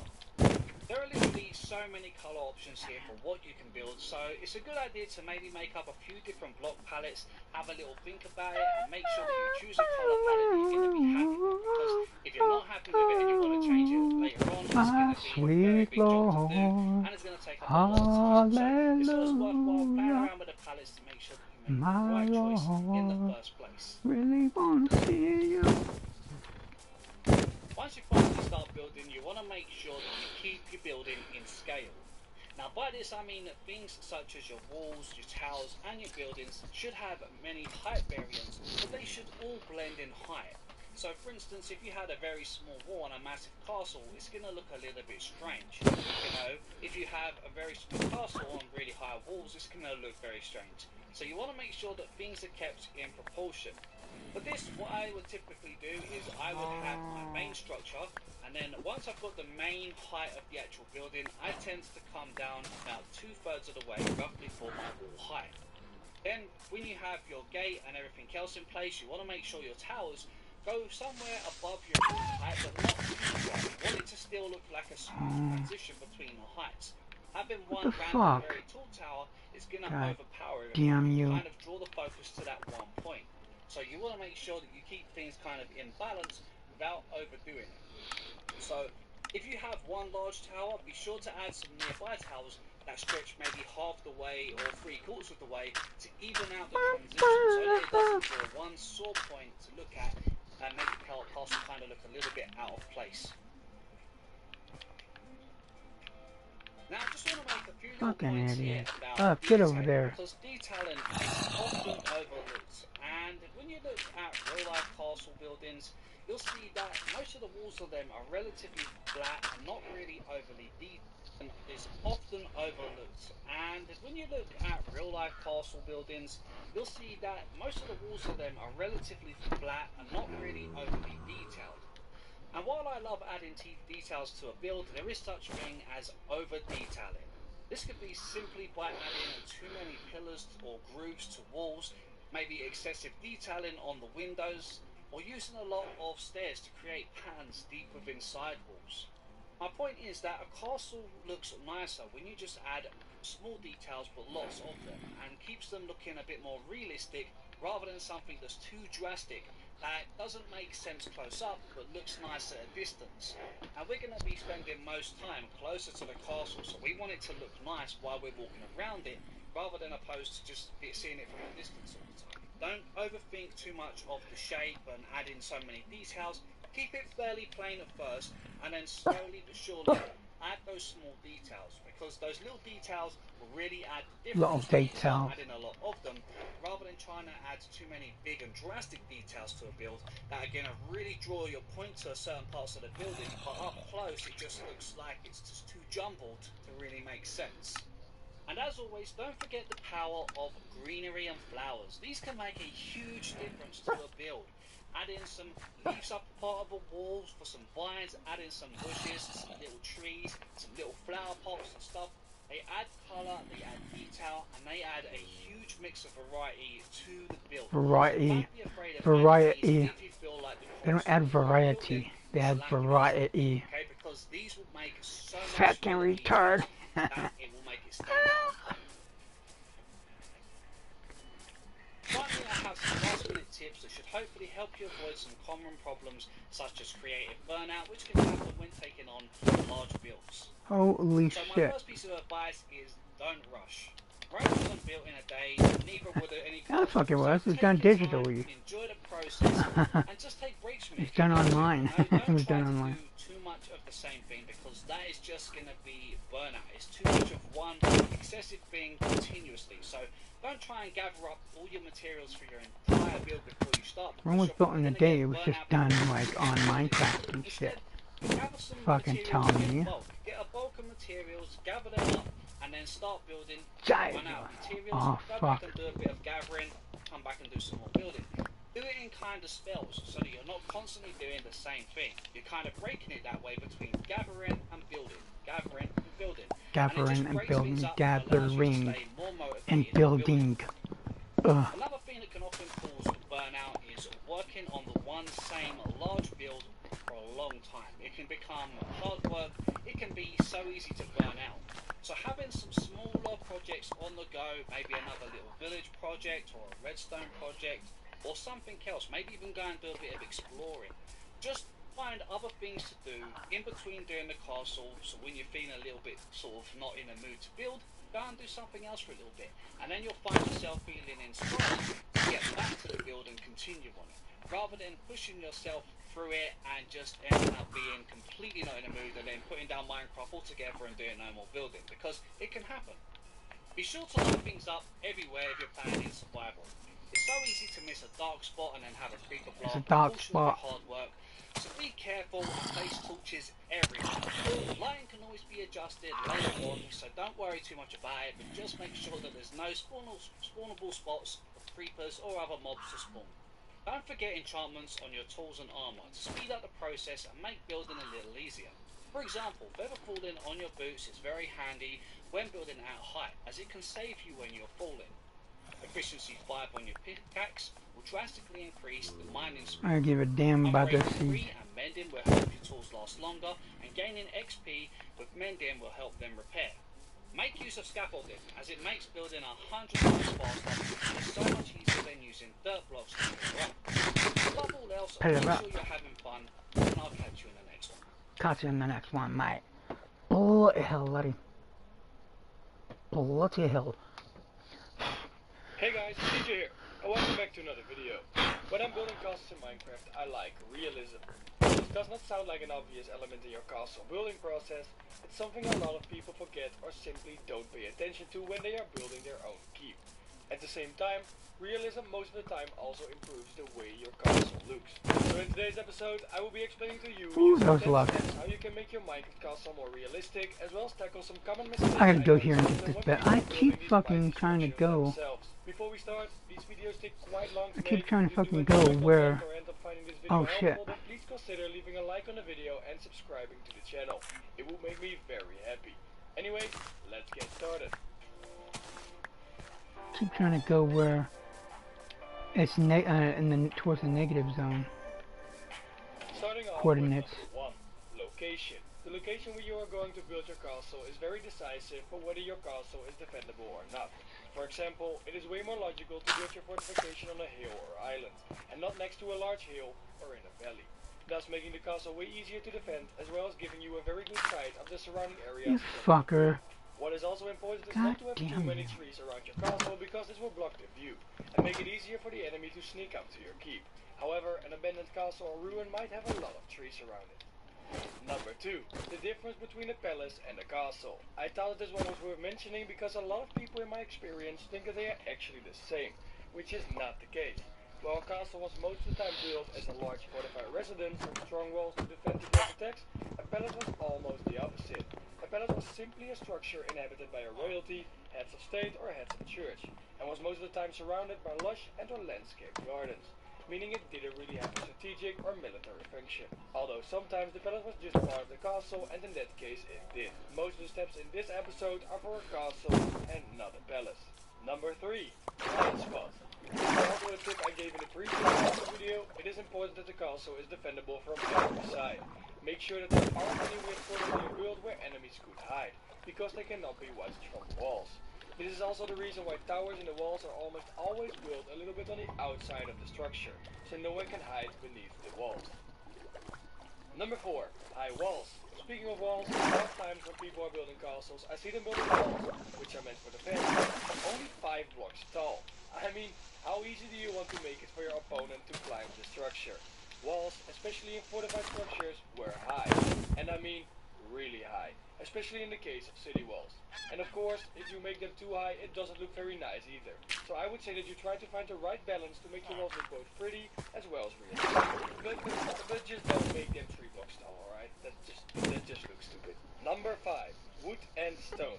This is just a very small one. Don't use too much wood in the base of the structure of your wall. It will just be burned down and become worthless. When I'm building castles, the only time I use wood in the outer walls is for decoration and detailing.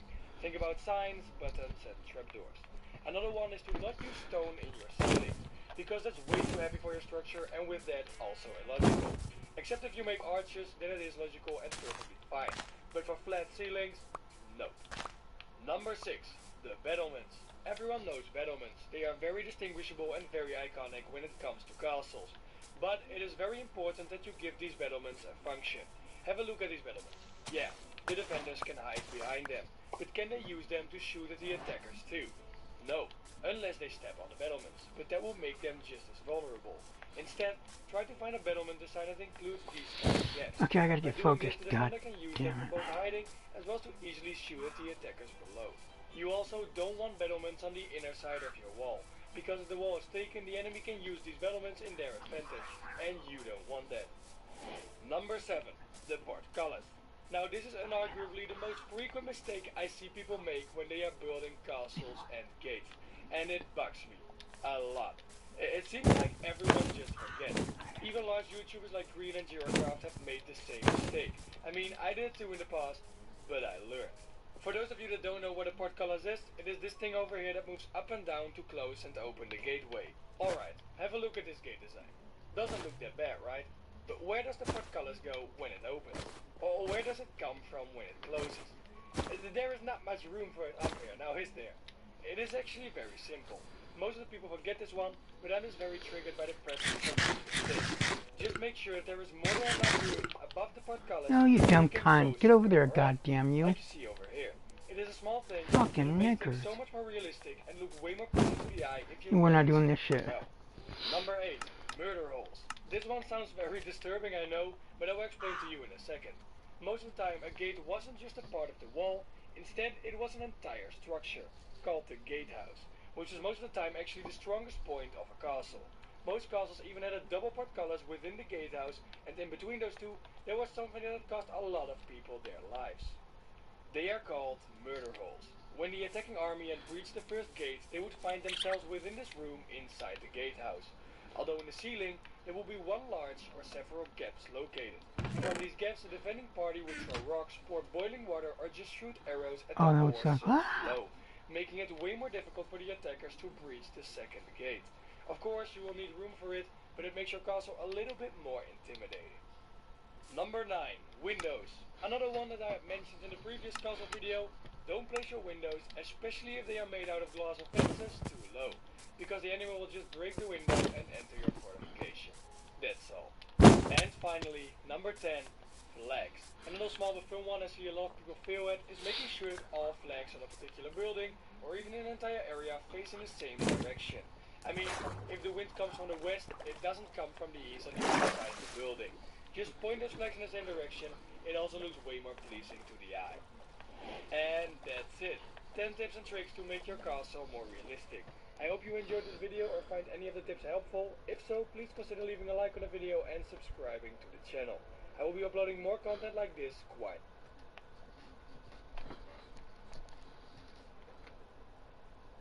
Oh, fuck. Imagine getting shipwrecked during a bad storm and end up getting stranded on a mysterious island with dangerous wildlife, cannibalistic tribesmen, and an active volcano. Well, that's exactly what happened to me and 100 other players. Will I be able to find my friends and find a way off this island in time, or will I die trying? I was about to find out when I woke up at the beach. Oh my god. What happened? Okay, we're on an island. Amazing. And that does not look good. That is my ship. Yeah, I'm sure that's my ship. Okay. The very second I woke up at this island, I soon figured out that I was completely alone. Everybody that was with me at the ship just seemed to have disappeared. Where they all gone to, I have no idea. What is that? Okay. That does not look good. That does not look good. Don't know who built that. Let's just get rid of it. We gotta be careful. We've no idea what might be lurking on this island. With that in mind, I decided to start looting the barrels that are also washed up on the shore. And in there, I actually found some pretty decent loot. I found some sticks, bananas, breads, arrows, and some other stuff such as fireballs and fireworks. No idea if they were gonna be useful, but I don't know. Maybe I could use them to get the attention of passing ships or something. If there were gonna be any at least.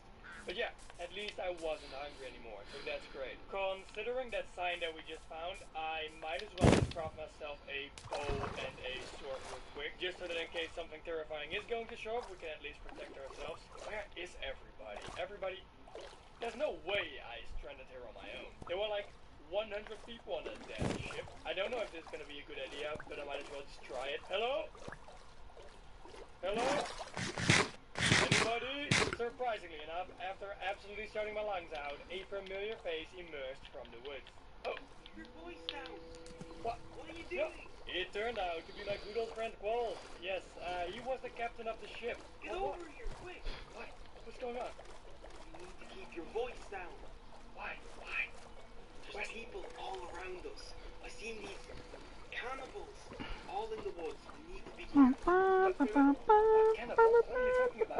I have no idea where we are, but all I know is this island is inhabited by some creatures of some kind. So, apparently, this island is inhabited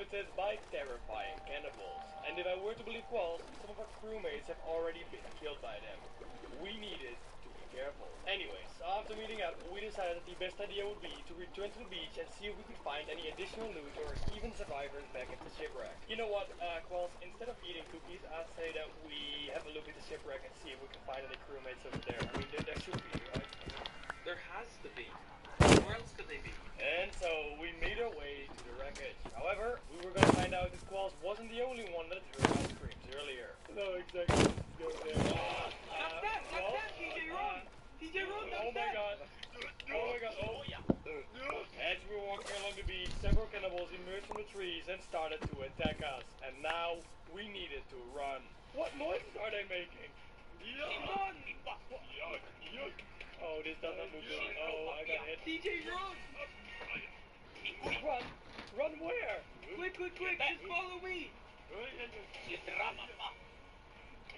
Quickly, TJ, come on! Let me take a shot. Come on, it won't hit! Come on, we're gonna die! We're gonna die! I don't wanna die, man. I don't wanna die. Not yet. Come on! TJ, get over here! What are you doing? What? Get out of here! While we were running away from the cannibals, Quells pulled what I like to call his trump card. He used fireworks to scare away the tribesmen. What are you doing? Did it scare them? Yeah, they don't like the fireworks. It's the loud noises. They can't stand it. It worked earlier on, so I just said I'd try it again. So that's good to know. The cannibals do not like fireworks. Glad I found a few of them in those barrels. Probably gonna have to use them again, I'm afraid. That was just something else. Oh my god, that was. I don't even know how to respond. That was scary. I'm not gonna lie, that was scary. Circle around back to the shipwreck, I'd say. We can try get back there, but do you think they have a camp somewhere near there? You've been awake longer than I have been, so you would know. I've been dug in the side of a tree, TJ. I haven't moved. I think the shipwreck was like over there, right in that direction. Yeah, just about this way. Keep your eyes peeled in every direction, man. After the talking, me and Paul decided to stick to our old plan and circle back to the shipwreck. I gotta stay home for a little while. Ah, home sweet home. I gotta find my, And you might think, well, that's easy. Just craft the boat.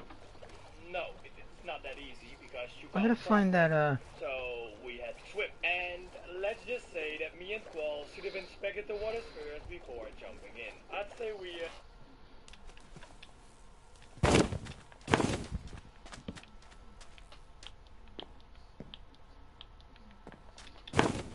I need a big fucking, okay, we need to stay home, man. We need to get stuff, we need to work on this. Oh, you know what?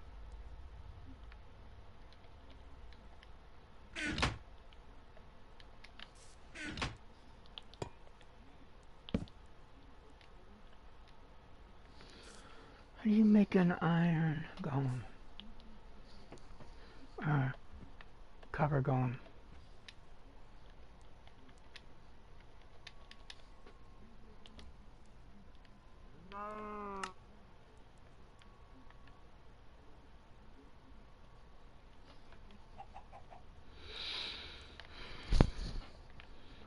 Golem.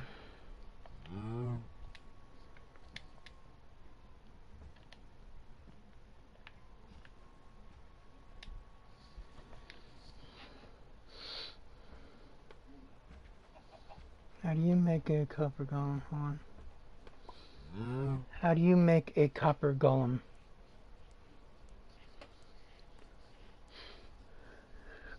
Oh, carved pumpkin. Oh, okay.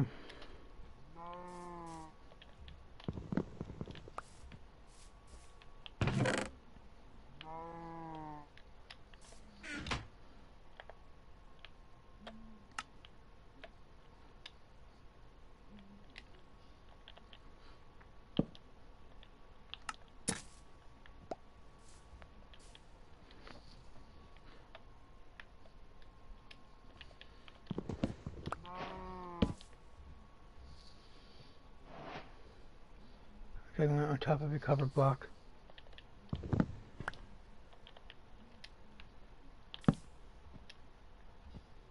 Copper block? Oh.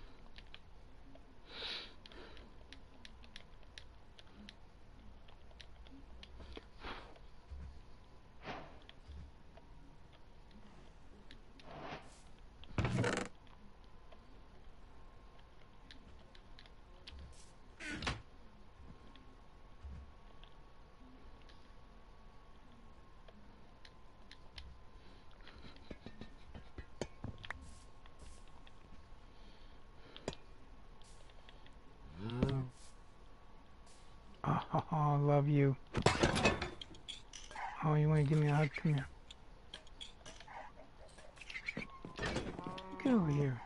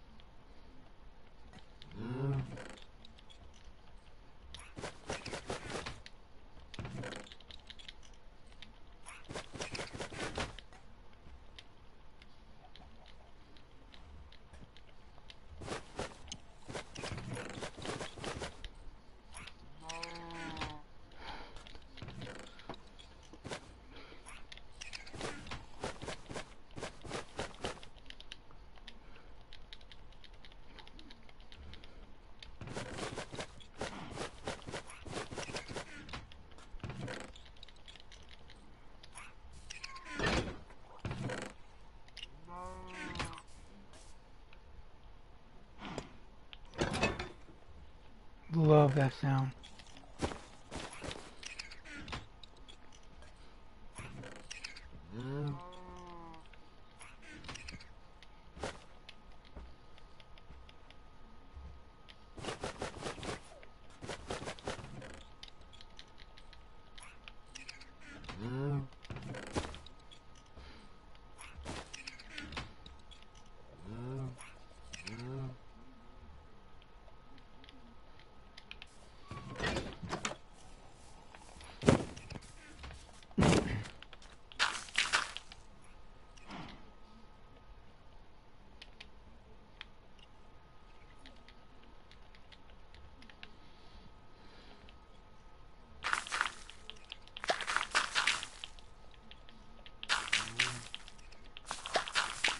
rotten mutton.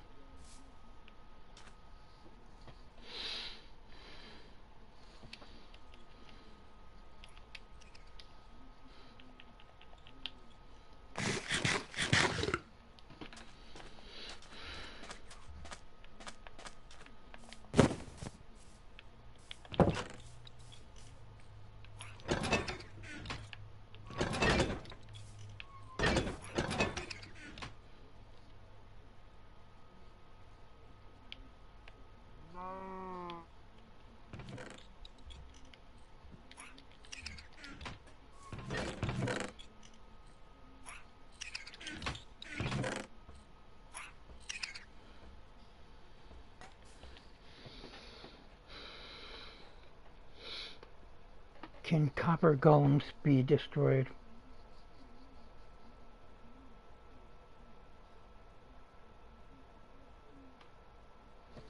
Oh.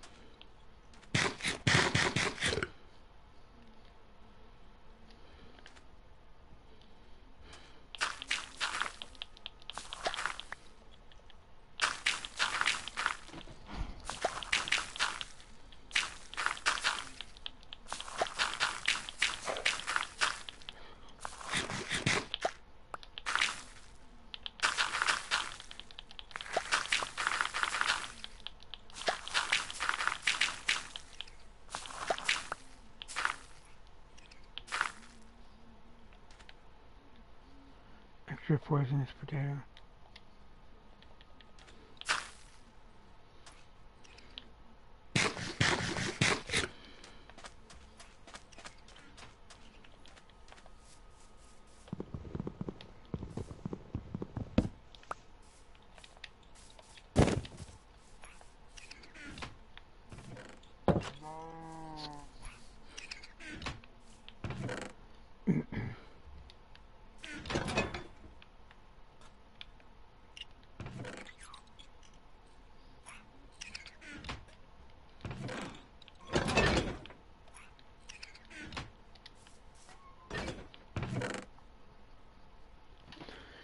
Um,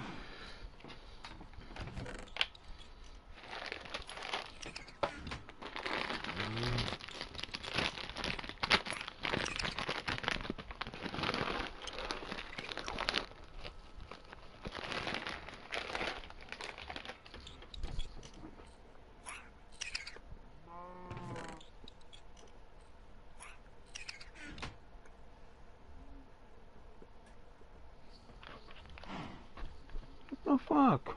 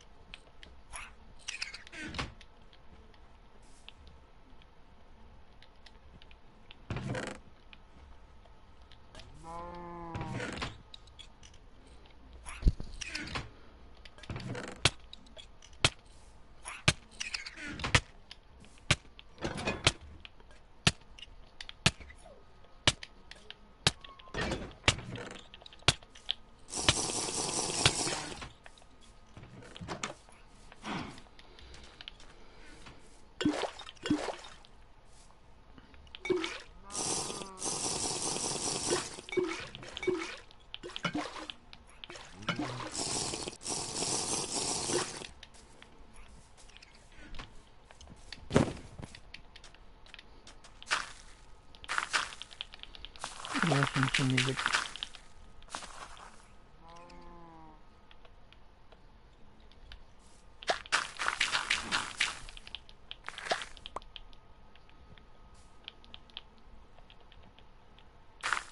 We're not doing that.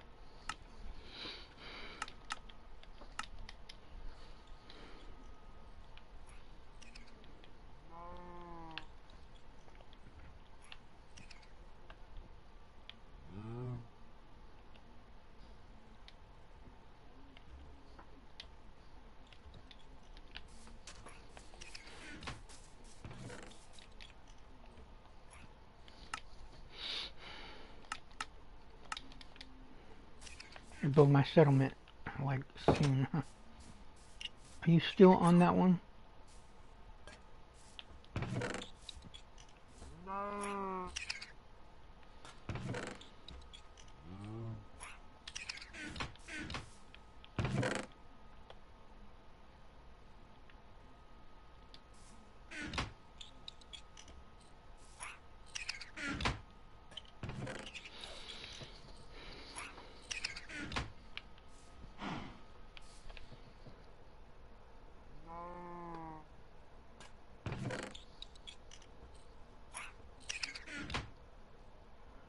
More and more.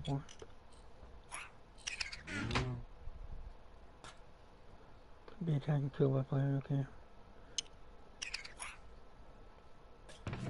Guys, it will drop its inventory items if it was carrying anything.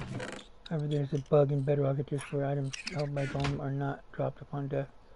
Healing. While Copper Golems don't have a direct heal mechanic like Iron Golems, they can be deoxitized with an axe, which essentially reverts their state to a non-frozen functional golem.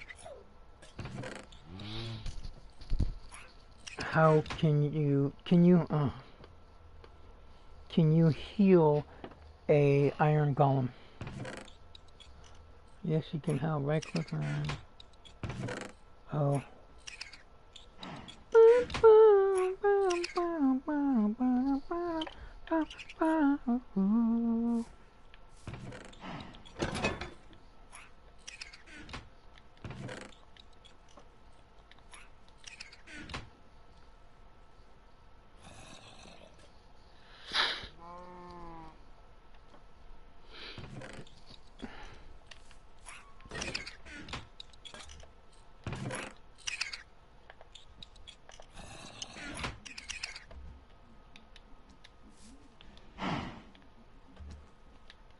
Whenever Monday comes, think about me crying all of the time. Monday. Can't stand that song. Okay, so. I'd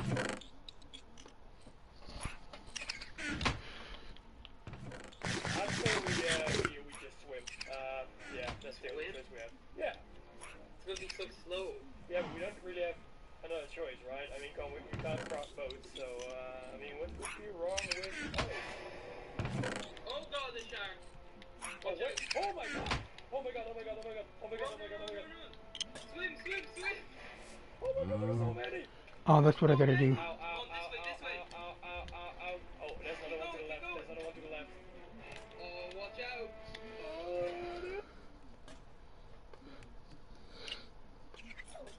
How do I get the copper going to move things from one chest to another? It said Winchester. What the fuck? One chest. Transferring items between chests using hoppers in Minecraft.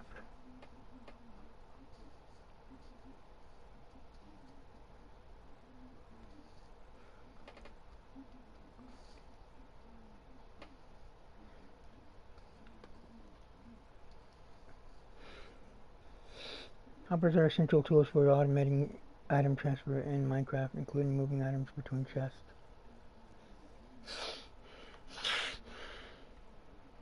Connecting the hopper to chests. Place the source chest where items are coming from or desired. Hold the shift key. Pull items from the chest above or attached to its input side. It will then push these items into any container like another chest.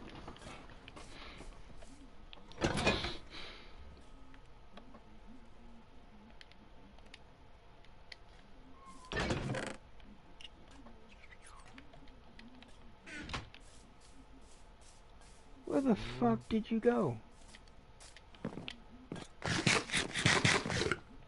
I gotta take that. I gotta take those down because he's gonna hop. He hops up there. Oh fuck! I need. Doggone it! All this shit at once. Give me my bucket. Bucket. Give me my bucket. Where's my bucket? I need some milk. Wear this shit off. Come here. Cow. What? Oh. I'm just gonna have to use this axe anyway.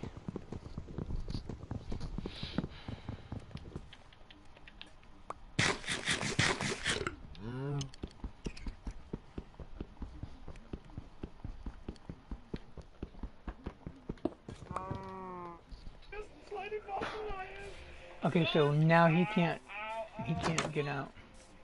Go on. Where is he? Go away, go. Oh, wait. Two's dead. Get the last one, get the last one. Alright. Got it. Go, go, go, go, go, go. Let me some There's bread. a shark over there. Oh, please don't tell me there's more. You, get your little ass back there now. Go straight. And two to the left. Let's go Oh my in God. here to the right. Alright, they don't seem to It's know. spoiled bread when I mean like it. Oh my God. Oh my God. I'm gonna build up. Go on, Come on, quick, this way. TJ, come on, you gotta make the jump. You can't fit in there. Okay, good work. It's not that hard. goodness. Oh my God. I do not like sharks. They've always scared me. And that over there, that right there was a close call. Too close Get to your my ass in there. waters are not. Oh, you're not going back But at out. least we made it on the ship. Let's check if there's anyone here. Oh, that's included. Take a belt to your copper ass. Oh, close this door before he comes. Okay, Ah! see anything over here? Yep. Can't go in here. And this is your ship, Qual. You should know where to go. Where's the entrance? Yeah, but the thing is completely messed up since the crash. The entrances are completely covered in by wreckage. Okay. Oh damn, it's dark in here. Wait, give me a sec. Give me a sec. Let me get a torch. Yeah, that's better. Okay. Now I can actually see. Wait, hey, wait up. There's Out lots the of loot here. broken thoughts of you, so I don't lose my head. You loot up. They're crawling like a cockroach, leaving babies in While I my was head. trying to find as much food Cropping and resources little as reels possible, of Captain cake Qualls has to told me remind me that I'm you went to one alone. of the lower decks of the ship. Something that I I know found in my a head little and make suspicious, a so corner I decided to to go there as well. What is this place? I've never been in these chambers. No, the Well, burning these aren't chambers, TJ. These are cells. not the There were cells is on all this I ship. want for you. Will you We do a never little call private again? contract on the side. Will you never A bit of say extra that you cash love just to me? transfer some prisoners. Put You know, I it didn't in my take much face. into it. I'm gonna be honest, Qualls really can be called the captain of the year. Yeah, apparently has secured several inmates on the ship, and now, well, with the ship wrecked, seems to have gotten away. TJ, it's a bit of extra cash and we don't have to say anything because they're locked away. Well, They're some of the most dangerous criminals, TJ. oh, and according to Qualls, they are very dangerous as well. How do you defeat the Wither Man? I said Wither, you fucking idiot. How do you defeat the Wither Man?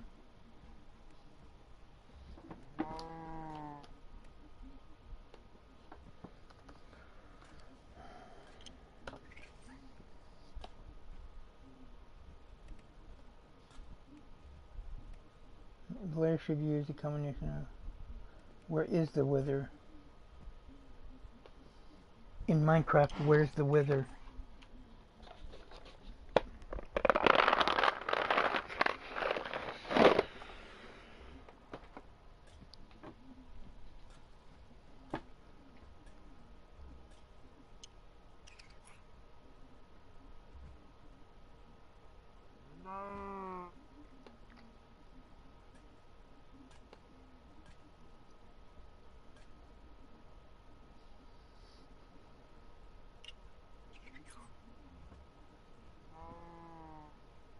And do things the right way. But just bear in mind that I'm about to make probably the biggest mistake of my Minecraft life.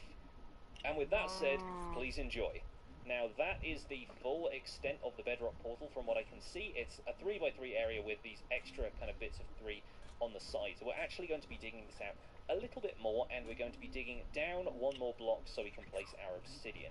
I think that will probably do. So this right here is going to be the area where we'll be spawning the Wither, and we're going to be spawning it in the center here on top of these blocks of obsidian in a kind of different formation than you will have seen the Wither being spawned previously in different episodes. So I think about here is going to be the right place to do it. When the Wither spawns, it will spawn directly above this obsidian block here, and it's going to be trapped in the 3x3 area of bedrock in the center of the portal, if all goes well. Fingers crossed for me, folks. Now we're going to place the soul sand like this, kind of in this T shape, but sort of horizontally instead of vertically this time. And then we're going to place our 3 wither skeleton skulls on this as normal. What's going to happen is the wither will spawn, it will be trapped in the bedrock up here. There is still an active portal on top of this, but it should not interact with the portal blocks in any way, and those cannot be destroyed by the wither, and also the wither cannot travel through them, as far as I'm aware. At least this method makes sure that the wither does not. Now we're going to have to back off still, because the first thing the wither will do is its explosion, but as you can see right there, it is trapped underneath there with nowhere to go. The obsidian blocks down there should not be destroyed by the wither explosion either, and it's going to be a little bit loud, so bear with me while this happens.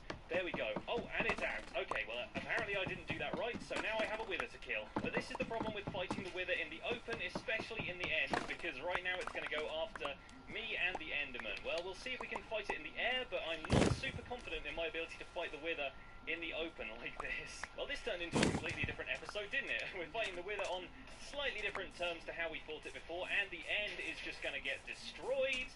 Oh boy, and my shield is not looking too great either, so this was a different episode than the one I had planned. Luckily, having the elytra and being able to stay in the air like this is kind of an advantage in the wither fight. I haven't fought the wither flying before, but you know, it kind of feels a little bit like we're going to survive this, as long as I keep eating and don't take too many more hits. Okay, it should be coming down to earth now, and I can give it a couple of whacks with the sword, dodge around the obsidian pillars, which it can. Whoa, okay. It can still destroy obsidian, so we're not going to be able to use those as any kind of shelter. Oh boy. Now this is a fight.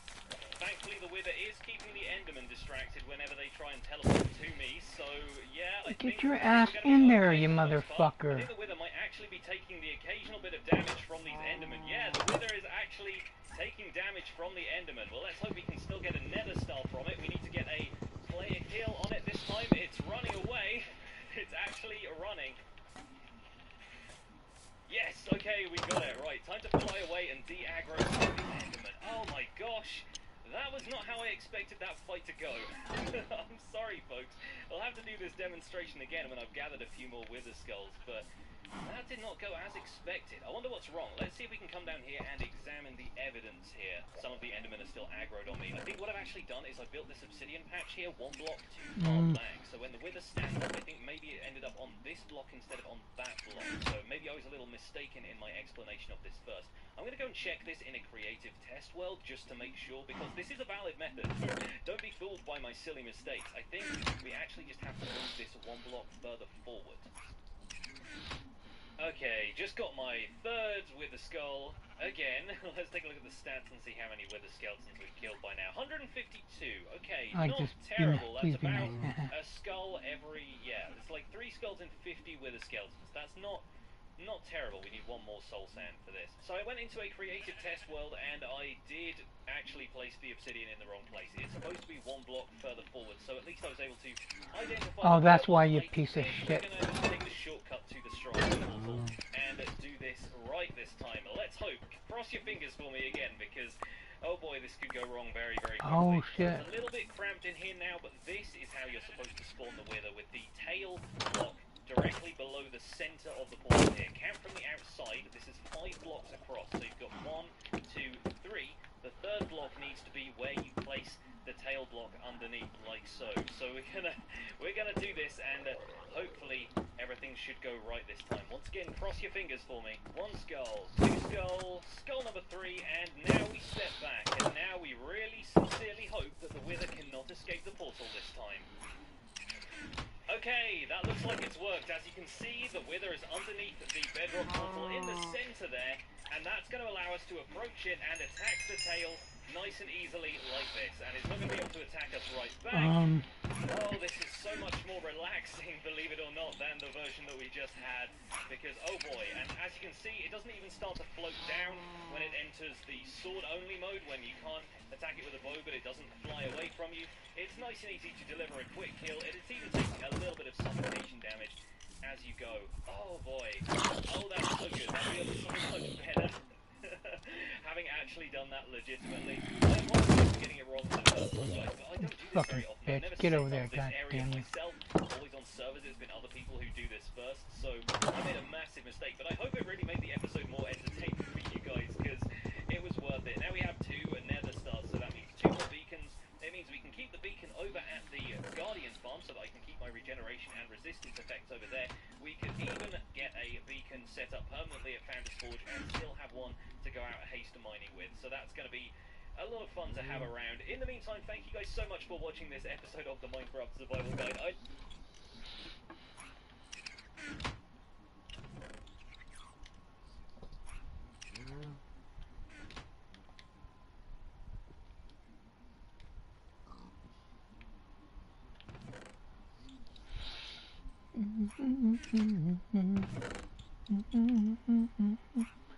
Hate me today, hate me tomorrow, hate me so you can finally see what's good for you.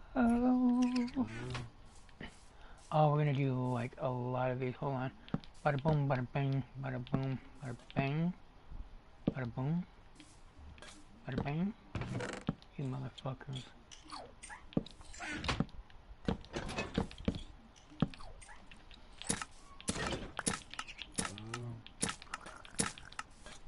Motherfucker needs to stop. He's gonna be grounded.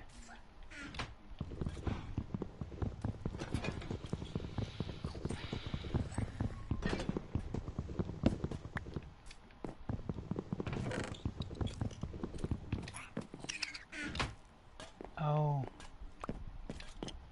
He's over there. I thought he was opening the door. Take me so you can find me.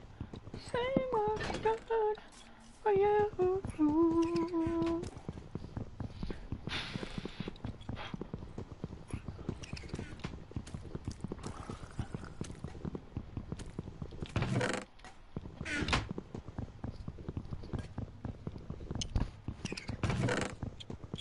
God damn you. Great. So apart from sharks and cannibals, we now also have to worry about murderers. I mean, let's just stay positive, right? In the best case scenario, they've been eaten by the cannibals as well. Come on. Or the sharks. Or the sharks, exactly. How long could they have lasted out there? The whole hydraulic system is completely busted. There's no getting this going again. Oh, of course, Qualls. The fact that the ship was broken half wasn't enough of a sign that the ship was done for. But anyways, we kept looting some more, during which we found an insane amount of fireballs, and ultimately headed to the upper floors of the vessel. Alright, seems to be all here. Whoop. Ah, the controls. Never been there. This is where, well, I mean, for good reason. A lot of equipment, a lot of electronics. It's Lot of really all very dangerous lot of right now, electronics. especially after a crash. This ship clearly isn't a safe haven, that's for sure. There's no one else here. We really gotta look for the other people. At least figure out whether they're alive or not. Because of that, we decided to leave the wreckage again and head back to the island with the hopes that we can find any other survivors. But first, we had to cross the damn water again. First one at the shore is the winner. Bye. Come on, no sharks. Please, no sharks. Oh, there's one right there. Me so you can I'm gonna try finally to swim around see it. Oh what's my good god, you're punching it. for Right. you. Where? Oh my god. Oh, ow, it bit me too. It bit me too. Why are there so many sharks here?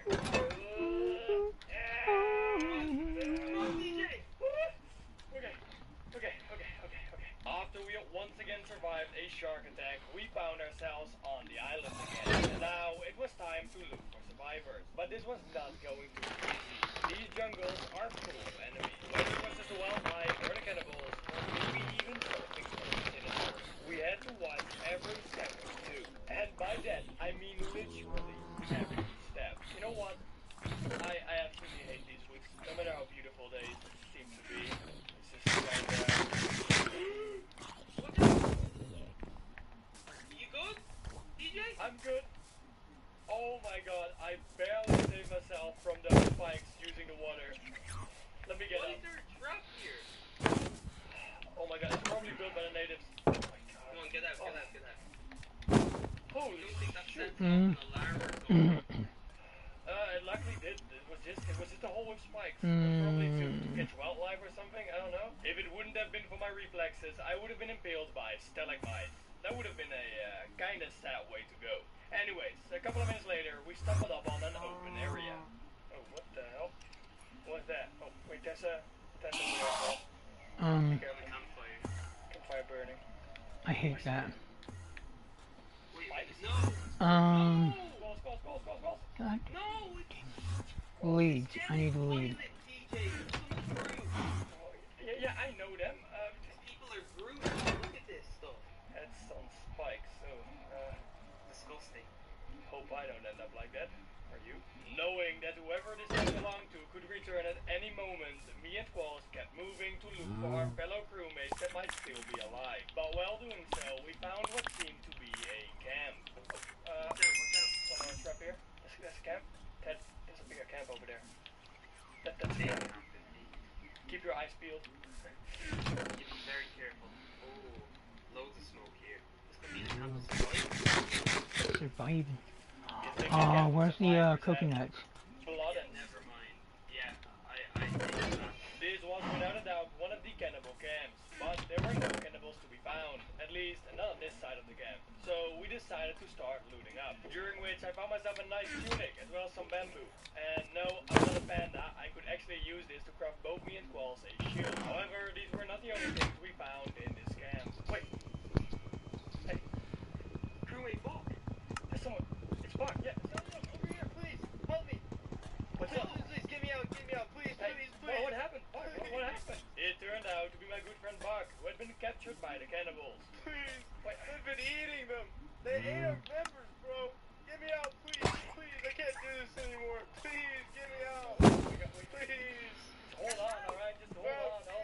We're gonna get you out of here. You got any food on you or anything? But the fact that Buck was there on his own without anyone keeping an eye on him wasn't just a coincidence. No, it was a trap, and we fell right into it. No. Oh my god! Oh my god! What the hell?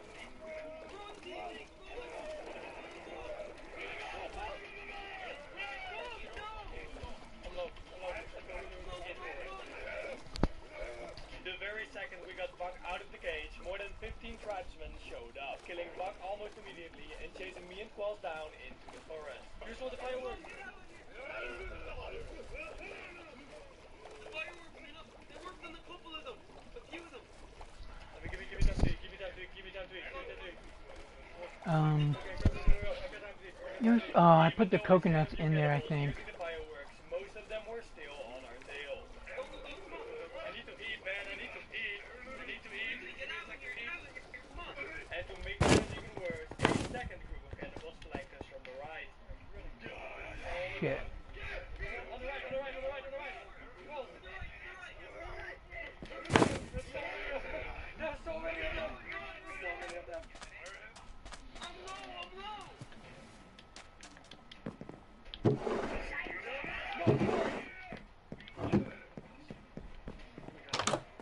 Let me. Tell me I got the yes. Oh my god, yes. I was being chased down on my own. Where do I go? Coconuts right here.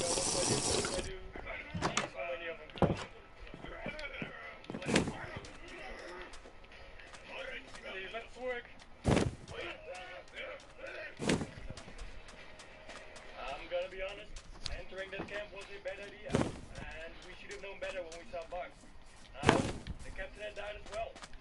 I was on my own again. Are they gone? I think I managed to get rid of them.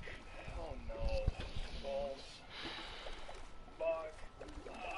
The fact that Buck was there all alone without anyone guarding him was a huge red flag. I need to go back. I need to get the loot that Squalls had. He got a lot of stuff from the shipwreck as well. And so I decided to head back to the cannibal camp to retrieve Squalls' loot. What could possibly go wrong? Oh shoot, there they are. I need to hurry.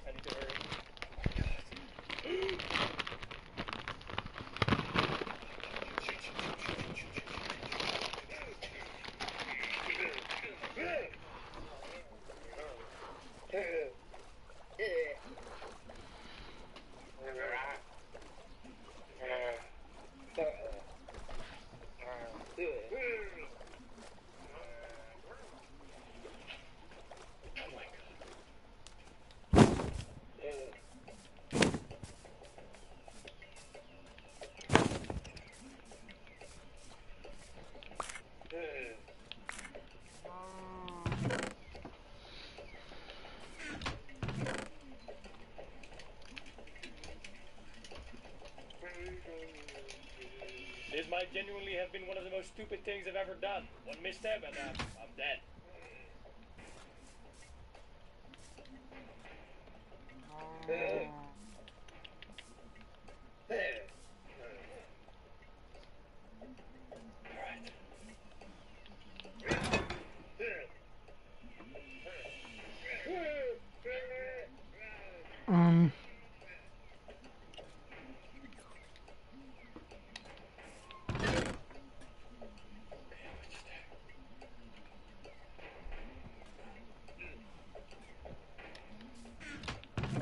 Water. Oh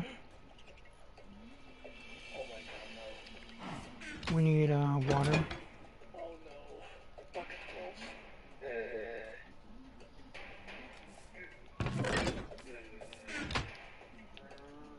Qualls' loot was nowhere to be found, and considering the risk, staying there for much longer was not worth it.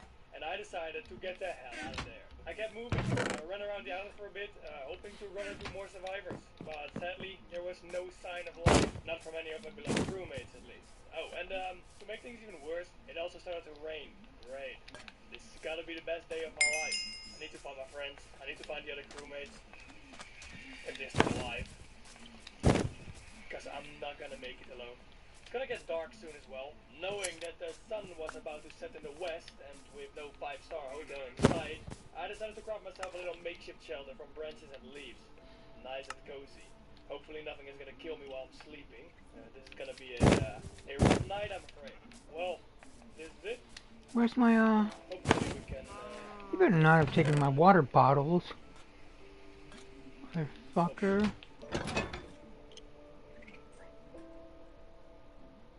There's one.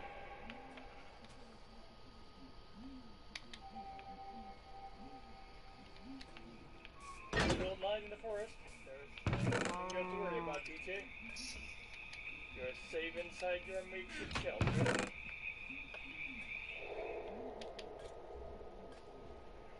Got 3 water bottles.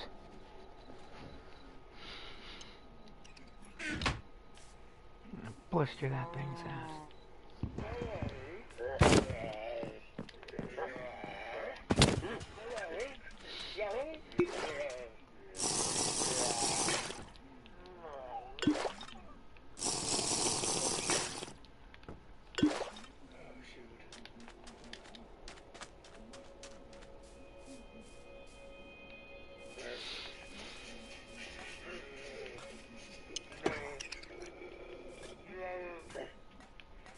Okay, 1 or 2 of them.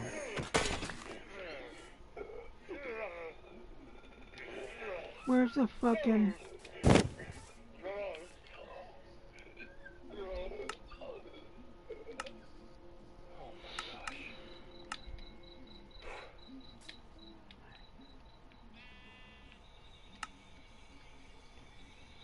That must have been the worst night I've had in a long time. But the shelter works. They didn't find me. I had survived the first night. Yeah. Today I was gonna have one goal. One simple goal. I was gonna find my friends. Or I was gonna find someone. I'm not gonna spend the night alone again. Okay, maybe that sounded oddly peculiar, but whatever. You know what I mean. It's time to build a proper team, with whom I could find a way to get off this damn island. What's that? What is that? What the hell? Oh my god. Is that, what is that? It's a panther. Die. Okay. It does a lot of damage. Oh my god. Of course, as soon as I manage to escape the natives, the panther shows up, of course. Yeah, let's go. I had not even finished my morning coffee yet, and I already got attacked by a feline predator, and it was about to tear me to pieces. Remember your hunting skills, TJ? Nothing to be concerned about. You can have this. Okay, maybe I don't. Maybe I do not. Maybe I do not. That's powerful. That's a powerful man. That's powerful. Clearly, I was not the one at the top of the food chain anymore. This phantom was ferocious. But then, while running away, I spotted a familiar face in the distance. Help! Oh my god! Help! It's a panther! I'm dying! It was Jakong, one of my crewmates, who immediately took care of the panther. He was one of the people I shared my cabin with before the ship got wrecked. Gosh, I was so happy to see him. Jakong, can we grab You killed it. You killed it. You killed it. You killed it. Oh my god. I am so happy to see those. God, I washed up on shore. I didn't know where everyone was. I don't know what was happening. It turned out that you had been stuck at sea on a piece of wreckage until walking on the shores of literally the other side of the island this morning. And because of that, he was completely clueless about what was actually going on. I don't know what happened. I just got here. I pretty much just washed up here, Tick. Like, pretty much. Of course, I was gonna tell him everything that has happened so far, but not just here out in the open. For all I knew, we could be attacked by natives again at any time. And on top of that, my eyes also got caught by a nice-looking sailboat on the other side of the water. Is anybody here? Maybe. Like, I don't know why there's other ships washed up here, but... There we go. Our ticket off the island. At least, that's what we thought. It turned out this sailboat was badly damaged, and the motor was missing as well, so this thing wasn't going to get us anywhere. Dude, there's literally nothing in here but nuggets. That is all.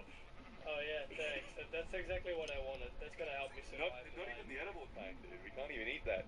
However, we did find some iron nuggets and diamonds, but they turned out to not be a very good use either, as iron and diamond armor and tools were not craftable. Instead, we needed to collect bones and studded leather if we wanted to get geared up. So yeah, after I talked to Kong through everything, we left the sailboat again and headed back to the forest so we could find some of these bones and leather. Because upcoming night, I want to be able to protect myself. Last night was not fun. I'm not doing that again. Hey, so like, have you put on like an SOS sign down yet? Like that's like the first thing you're supposed to do on an island, right? When you're deserted. SOS. Have you seen anything fly over here? No, but I see a boat. I see who's alive. You know? I feel like SOS can't hurt. Like, you know. What if someone does see it? What if someone does fly for us? You know. Okay, you're right. What if someone does? What? You're right, Jacob. Don't worry about it. I'll give me a sec. Just let me. Oh, here. S here.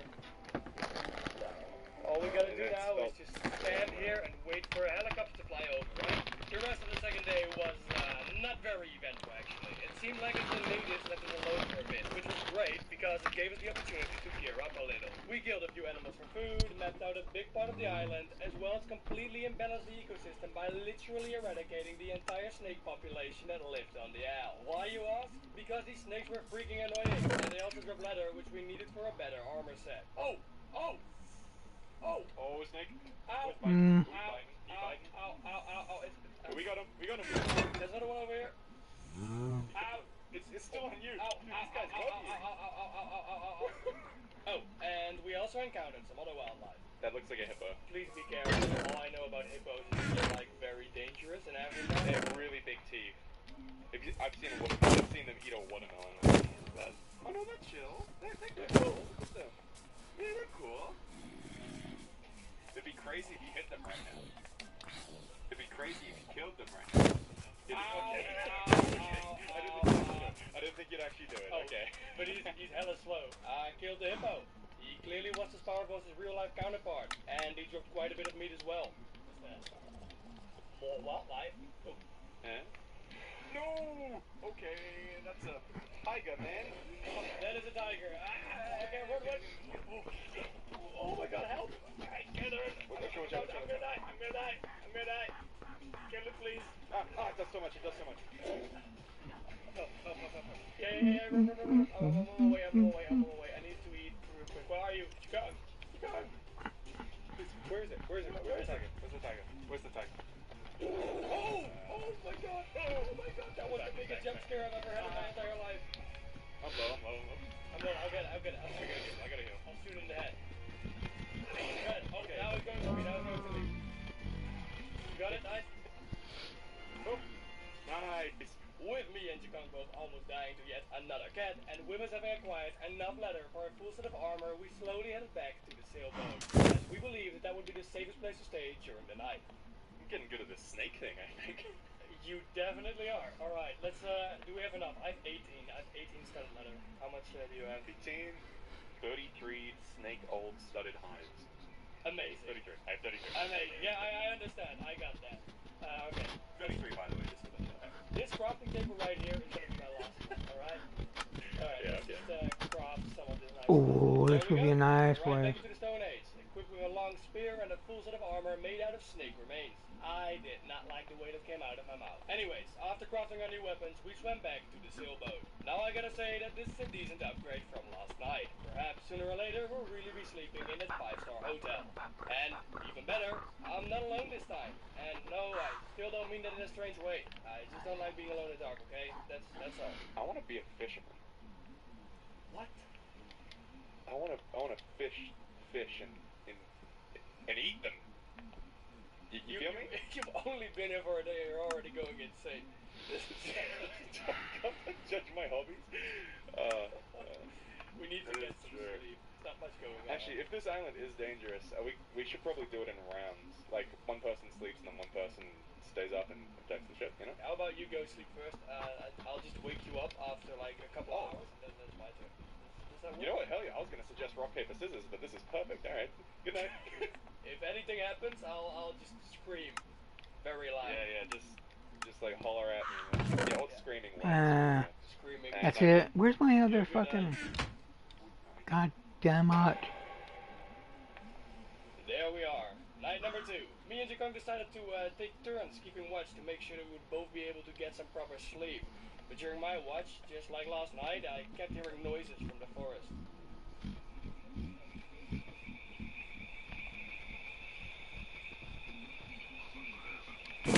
Get your goddamn ass over there.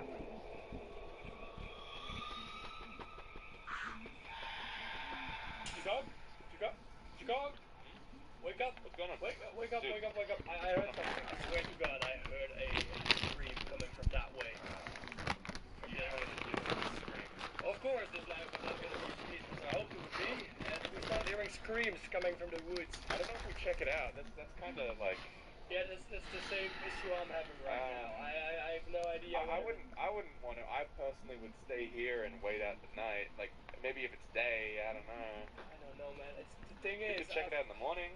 now we had a somewhat difficult choice here. We could just stay in the boat, safe and sound, and just pretend like we never heard anything. But at the same time, whoever we heard might have been one of our friends from the ship. And I would never forgive myself. I would let any of my crewmates die like that again. I swear to God, I heard a noise coming from there. Someone screaming. I swear to God. Wait, that's actually urgent. Yeah, but I don't. Screams from the cannibalistic forest. No, this was not a. Now you're gonna make me doubt myself. Me and Jakong decided to go back into the woods at night to see where the screaming came from. There's definitely nothing that can go wrong here. So you said it came from this forest. It came from somewhere here. Let me get a torch. Okay, I do not like this. I do not like this. I'm guarding you, man. I don't see any snakes or anything. You just or any nails. I'm not really concerned about the snakes or the panthers. Okay, maybe the panthers I'm a little bit concerned about. The only thing I'm really concerned of right now is one of those natives just jumping on us out of nowhere. Also, look out for traps. Important. Hey, something over there. Ooh, this thing Could be trapped. Is it trapped? it is. You know what? I want to see something since I'm uncreative. This is all that was in there, though. What? A piece of paper. That's all you found, that chest. You check for yourself. Nothing else in there. Well, I believe you. Does it say something? Yeah. It's from the military. The military. It's them talking about. Yeah. It's like them talking about doing like surveillances of the island. If we were to believe this message that Jakong had found inside this abandoned ruin, the military is or has been active around this island. Why, I have no idea, but the fact that they might still be around is a good thing. It could be our ticket off the island. Hey, do you think that? Oh, wait, okay. Wait, there's a trap. There's a trap. Do not go this way. Oh man, that was actually really close. That was actually really close. Don't you like to? Get the crap out of me, man. Hang on there. Oh man. You see it? You see it too? Good. Yes, I do see it. It's had some pipes. Dude, that's okay. So that's Rini, that's Mark, that's Sword, that's Naka, that's Era. Our crewmates, they've been piked. I don't feel safe on the main island, dude. I don't like that. More heads on spikes. Maybe it's time for us to return to the boat. Okay. I don't see anything. I don't hear Not anything. neither. It's uncomfortably quiet. I'm gonna be honest. After you said you heard screaming. Yeah. It's nighttime. I mean, what do you expect? Quick, slide over there. Wait, shh, shh, shh. Okay.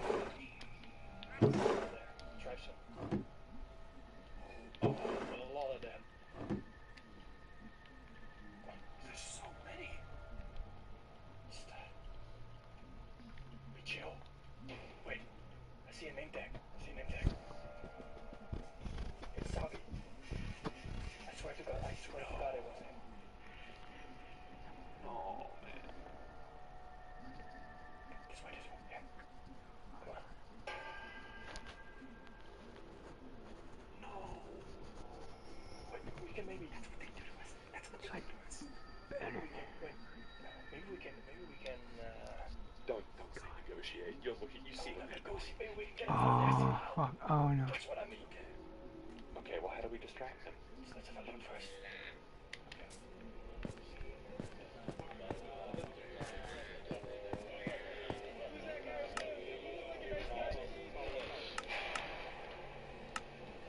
Well, that's interesting, if not a little disturbing.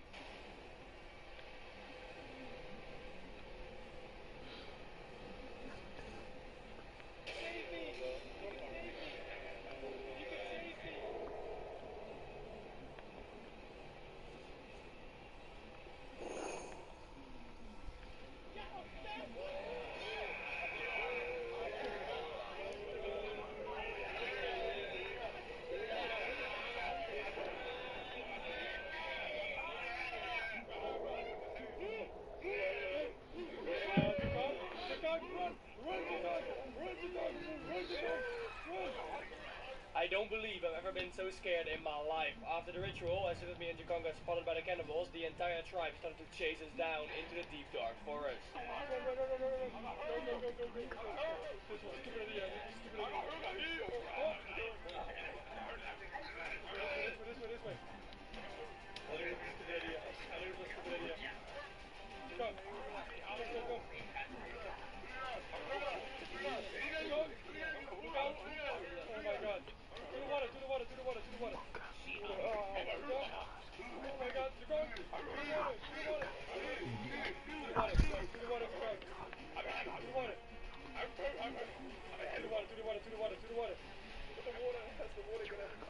don't know, just get in the water.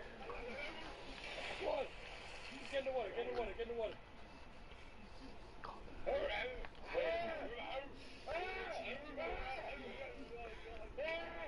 Oh. They don't want to go. In a desperate attempt to escape the cannibals, me and Jakong jumped into the sea. And well, it turned out the tribesmen were afraid of the water. I kinda wonder why. But what's most important is that they left us alone. For now, at least. We can't stay at the sailboat for too long. They know we're here now. Yeah, They don't seem to like the water, at least. They don't seem to like the water. we returned to the boat. And well, even though the cannibals didn't dare to cross the water, I didn't close my eyes for a second. It was once again a very long night.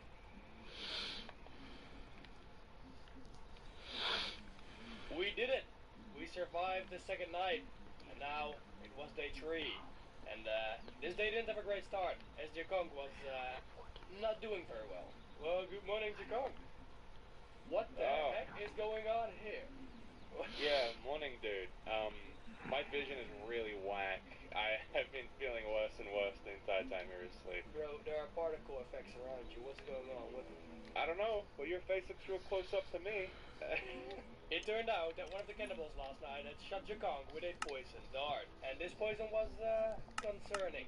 Apart from giving him both slowness and weakness, he also didn't naturally regenerate hearts anymore. And to make things even worse, if I were to believe my developers, if I were to believe the gods, Jakong would die if he wouldn't take the antidote in time. Did we have the antidote? No, we did not. But what sucked even more was the fact that we had no idea how long it would take before he would succumb to the poison. One thing was for sure, the clock was ticking. And Jakong was too weak to leave the boat. Literally a single arrow would kill him right now. So, as a good friend, I was gonna do it myself. I was gonna head back to the shipwreck, as 2 days ago me and Qualls had not looted the entire wreckage yet. And there might still be some medicine stored away at one of the decks. And Jakong, he was just gonna lay low and wait for me to return with, hopefully, the antidote. Alright. Thank you so much, though. With medicine, hopefully. We'll see. Alright, be alright. Okay. Thank Don't you. worry. Don't worry. I'm a rest. Thank you. I'm definitely gonna die. And there I went, into the forest again. Oh, I should have crafted myself a compass. This is so stupid. In the biggest social experiment in Minecraft history, I scattered 1,000 people across massive islands to simulate a real civilization. The players were given no help or guidance, and just like in real life, if you die, you remain dead forever. Now each player has the freedom to do whatever they want. Starve for food, become a dictator, and build a society. At least as best as they can, because while one island is a rich, green paradise,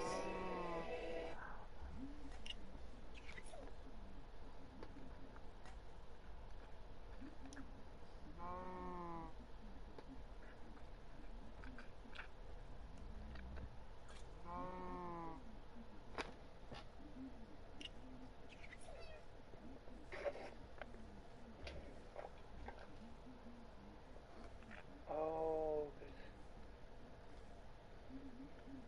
Oh, fuck. Oh,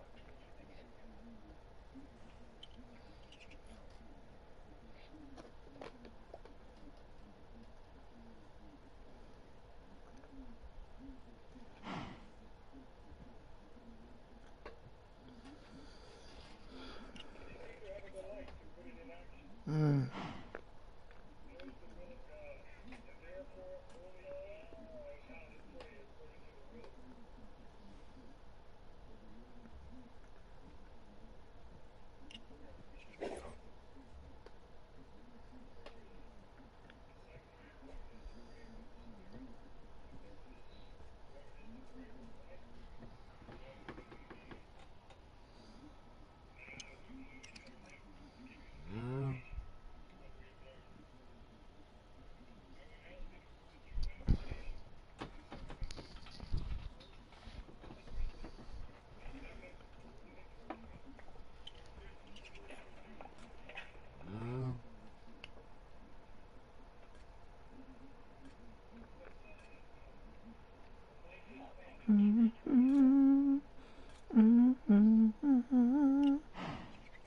start climbing that wall. In the shadow of the day, will embrace the world and You know grace, what? There's iron ingots. and the sun Iron nuggets. I can turn them into ingots. will set Fuck for yeah. you.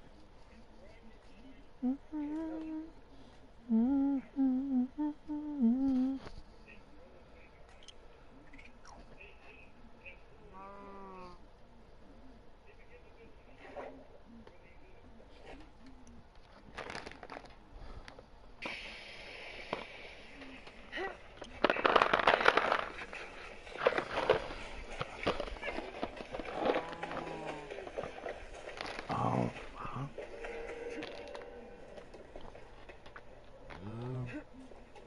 Best if I remain on.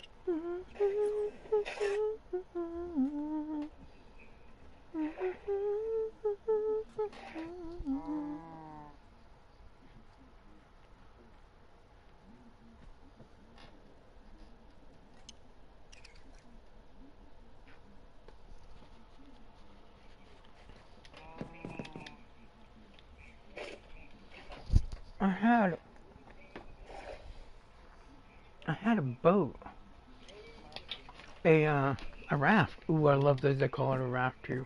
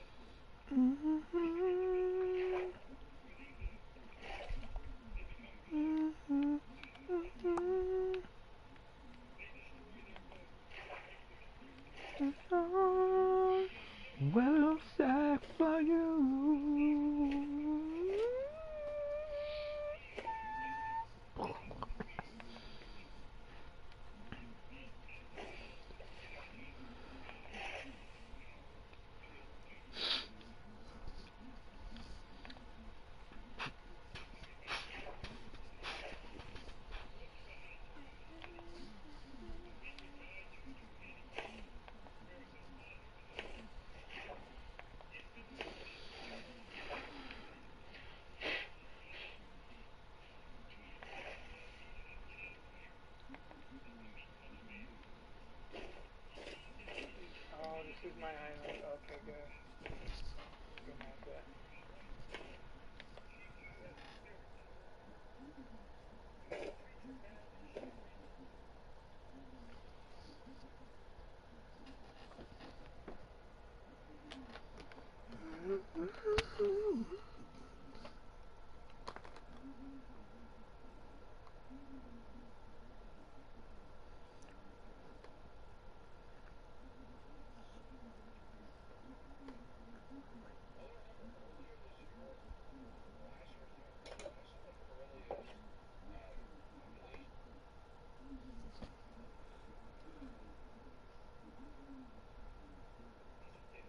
Oh, you know what? That was part 2.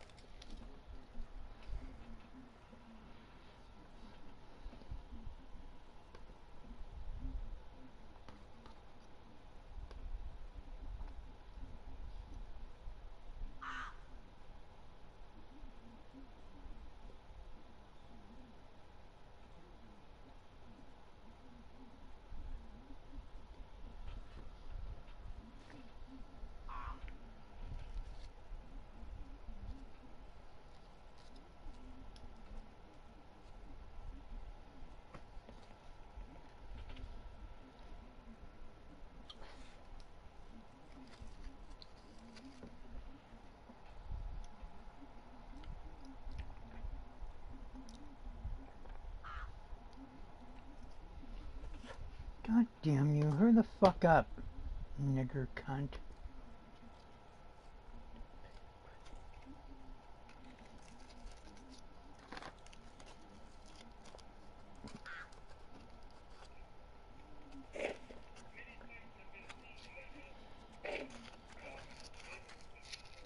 Okay, here we go.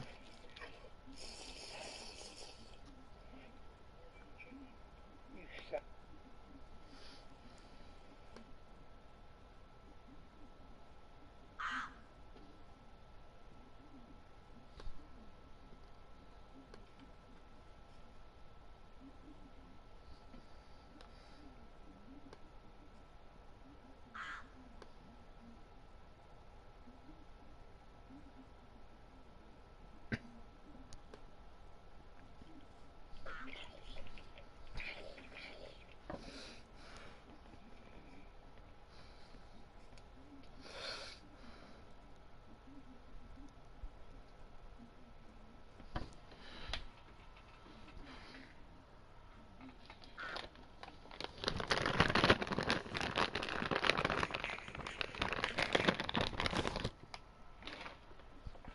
Hold on, guys. This shit sucks.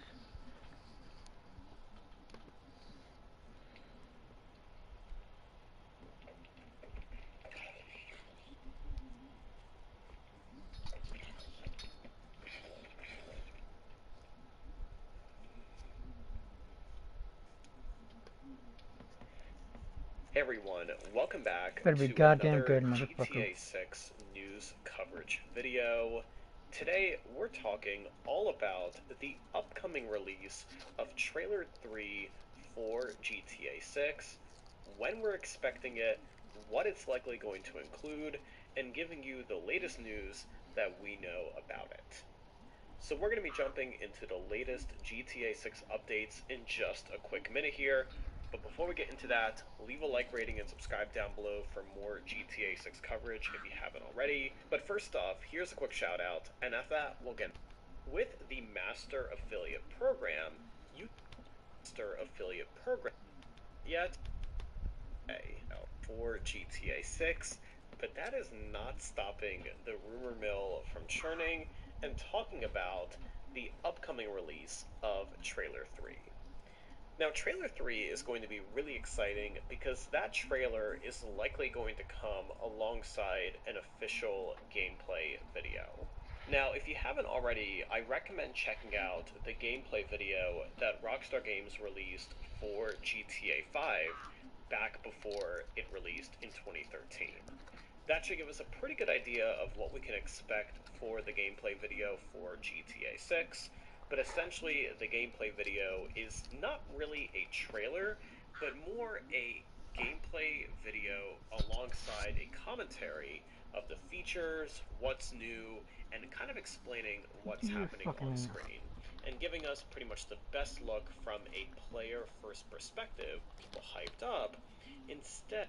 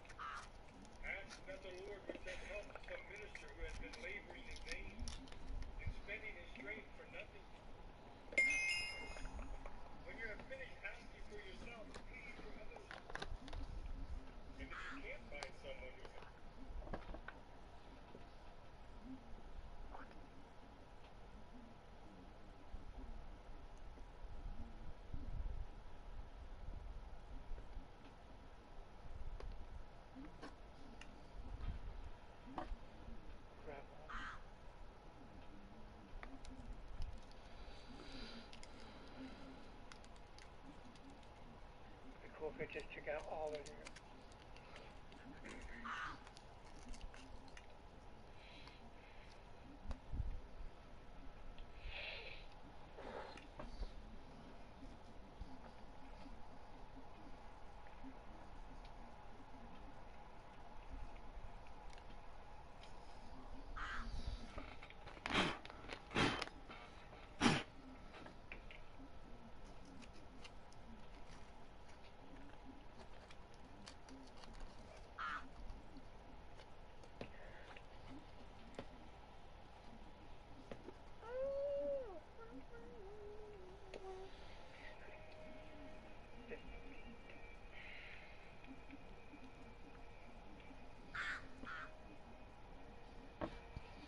I had a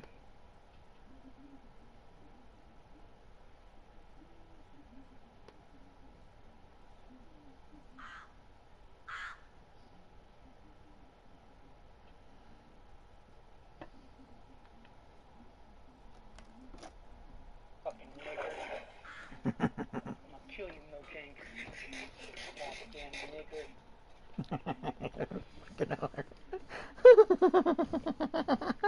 Fucking hate those bastards. Cocksuckers. Hold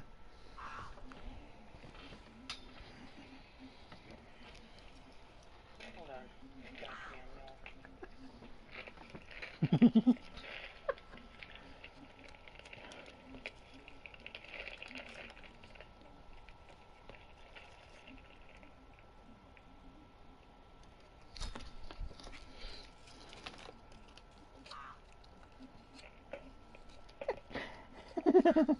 Fucking niggers. Fucking hilarious. You pissed off at these motherfuckers.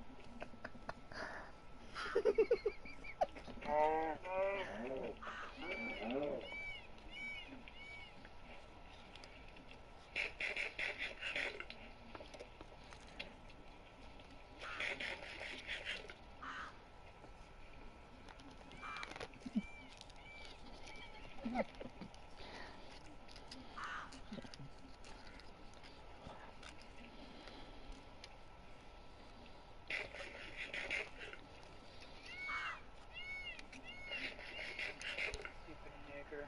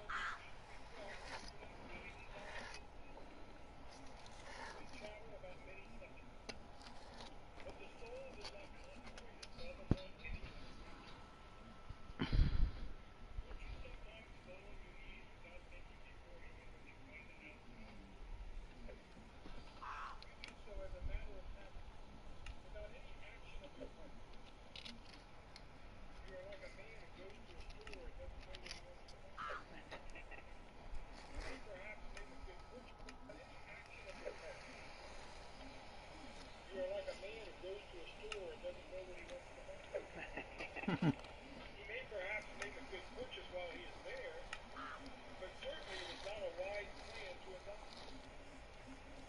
And so the Christian in prayer may afterwards attain to a real desire and get what he asks.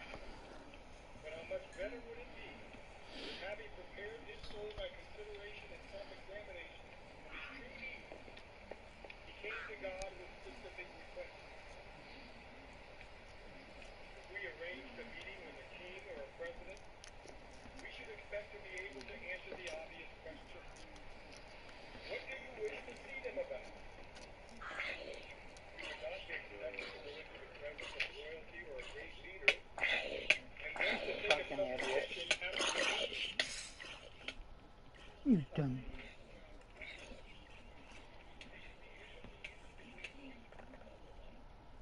Idiot. How the hell did you get your ass in here? Dumbass. Now imagine an archer shooting with his bow and not knowing where the target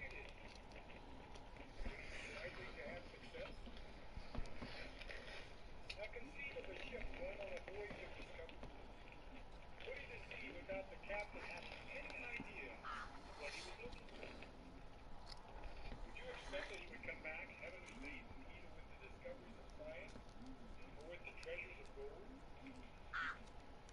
In everything else, you have to have a plan. You don't go to work without knowing that there is something that you plan to accomplish. How is it that you go to God? In everything else, you have to have a plan. You don't go to work without knowing that there is something that you plan to accomplish. How is it that you without knowing that there is something that you plan to accomplish? How is it that you go to God without knowing what you intend to ask? If you had some particular need, you would never find prayer to be dull or unfruitful. I am persuaded that you would long to.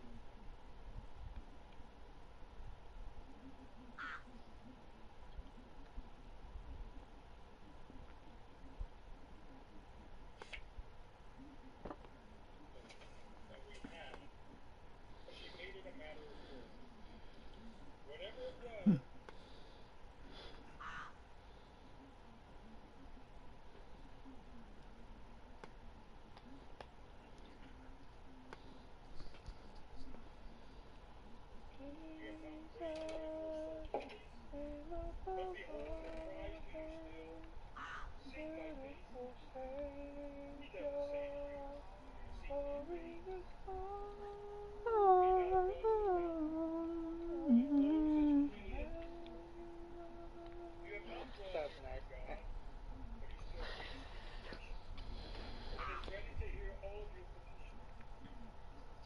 Behold, he says to you, inquire of me concerning things to come, and concerning my sons and daughters, command me. What a blessed thing it is that the Master in heaven is always ready. Augustine had a very beautiful thought of the parable of the man who knocked at his friend's door at midnight, saying this, friend, give me 3 loaves. His paraphrase of it was something like this. I knock at mercy's door, and it is the bread of heaven. Will not some of the servants of the house come and answer me? No, I knock, but they are asleep. Oh, you apostles of God, you glorified martyrs,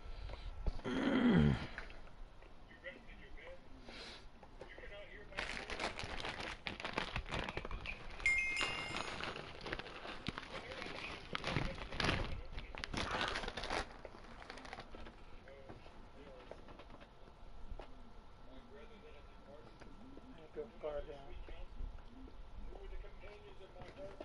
Where's that goddamn fucking boat? A kind couple found a leopard cat kitten abandoned by its mother in the wild. They gently brought it home and carefully cleaned the dirt off its tiny body. At first, the little leopard cat was timid and curled up on the sofa, but the couple bought toys to cheer it up. Gradually, the kitten began to see them as its parents. It followed them everywhere they went, often lying beside them and playing joyfully. As the leopard cat grew older, it learned to use the toilet smartly and would obediently fetch anything the couple threw. However, its wild instincts started to show. It often dragged out big chunks of raw meat to eat alone, and sometimes tried to tear open the couple's packages. After much consideration, the couple decided to return it to the wild, but to their surprise, the very next day, I wouldn't leave that cat. came running back. It clung tightly to their legs and refused to let go. Exactly. It was then that the couple finally understood. The leopard cat had long ago accepted them as its truth. A kind couple found a leopard cat kitten. Fuck. I couldn't leave a cat like that. Fuck that.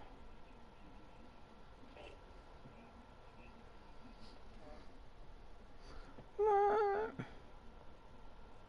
What?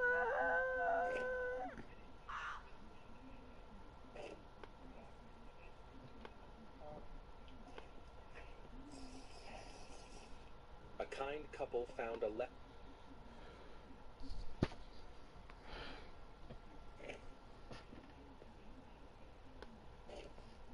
I'm gonna ask George one day if I could have a different colored lightsaber.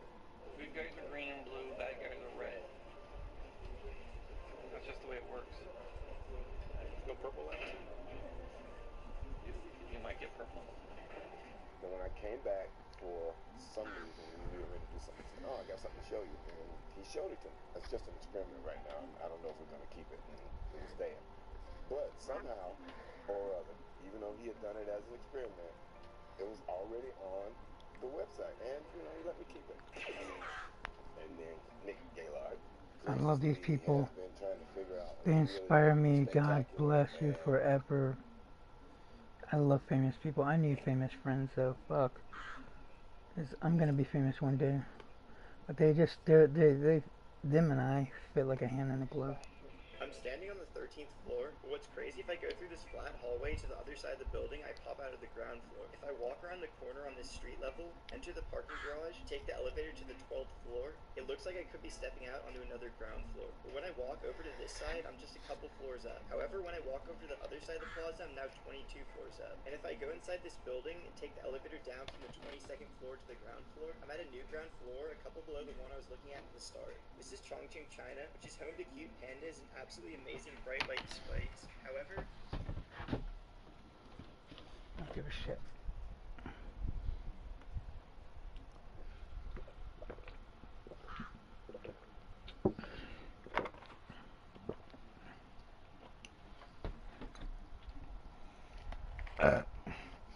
Fucking idiots, get over there.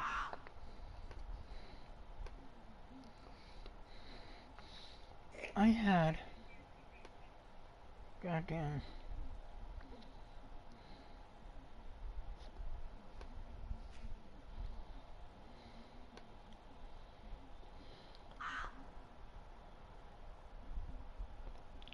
was that the hold on, it was probably the other one.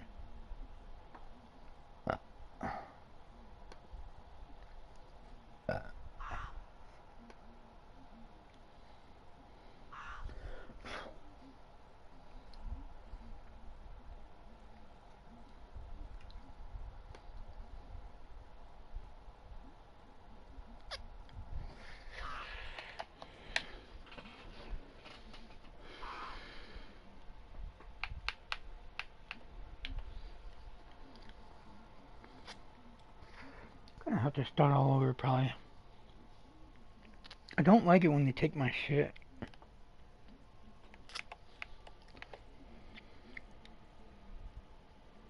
Fuck, I don't want to start all over though.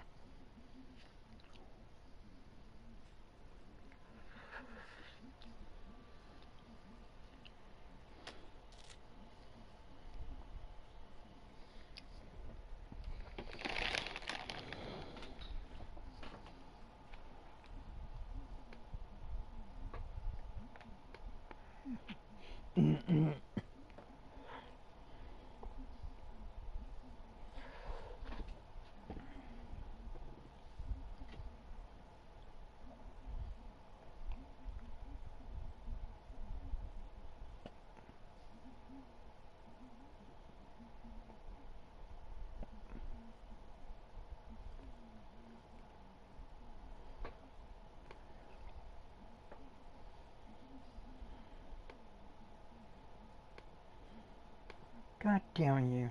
God damn you.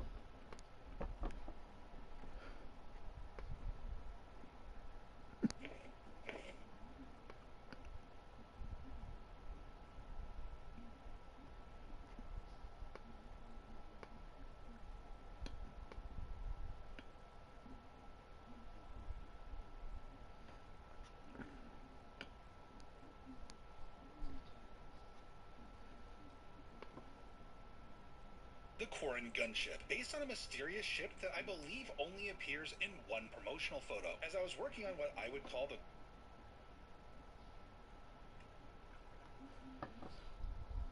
Quarren gunship, based on a mysterious ship that I believe only appears in one promotional photo. As I was working on what I would call the Quarren Corvette, I liked the idea of getting an auxiliary ship, and since both the Corvette and the mystery ship are both constructed with kit bash.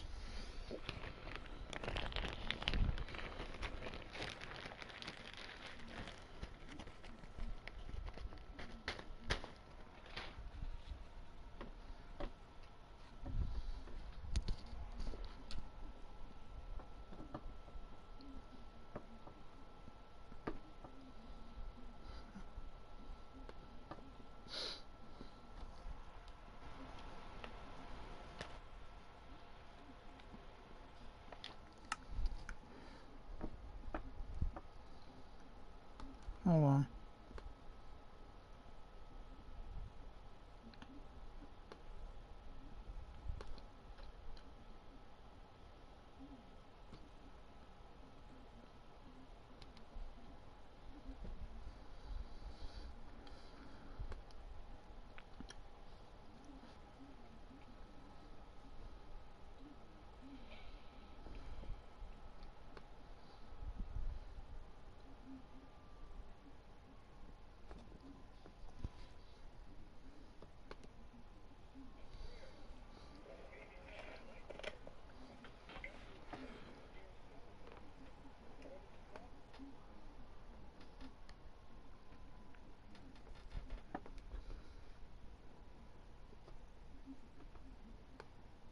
Really wanna see you.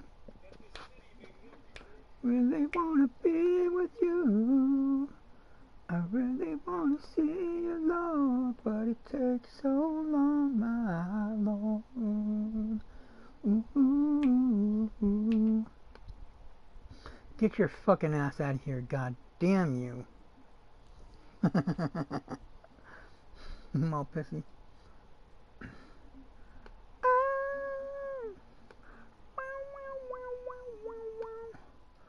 Now I don't hardly know.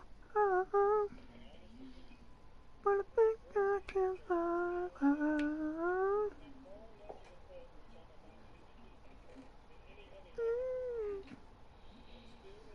I made a fucking...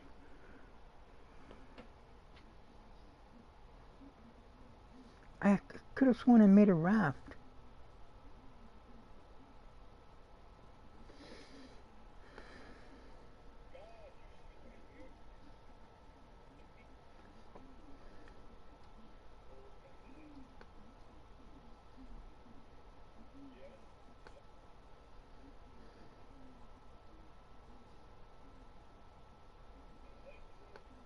I don't hardly know how. Crimson and clover. Oh,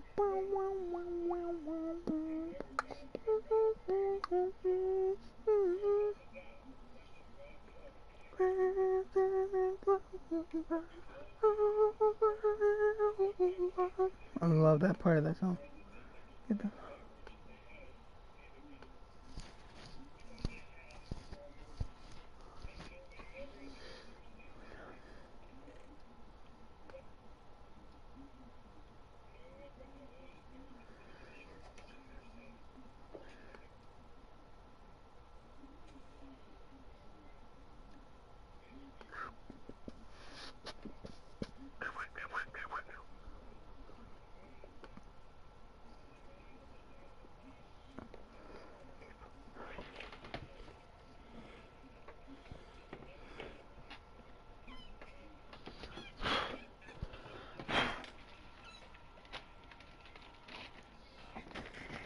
Give me a minute, guys. I gotta...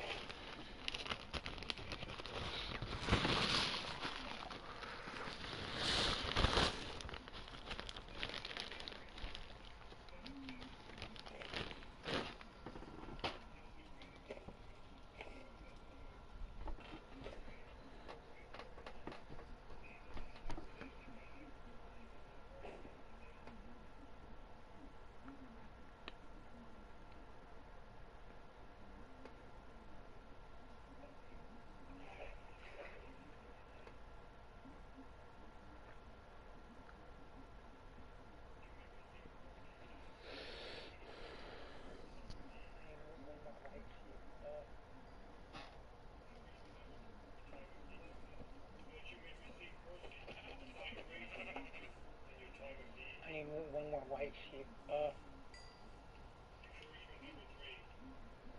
White sheep. Oh,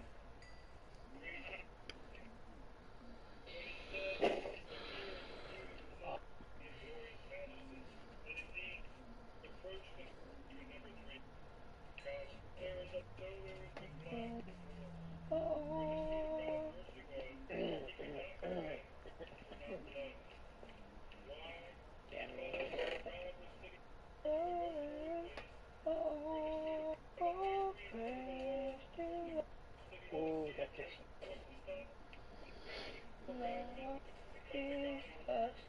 Jesus, precious Jesus.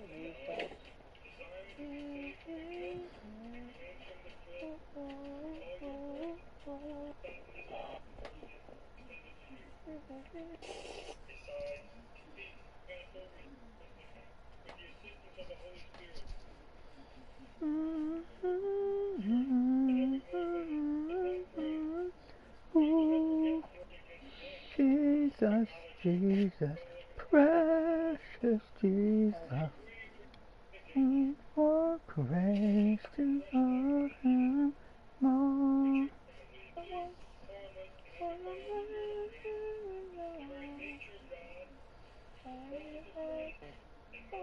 Tell me I can make some sort of fabric.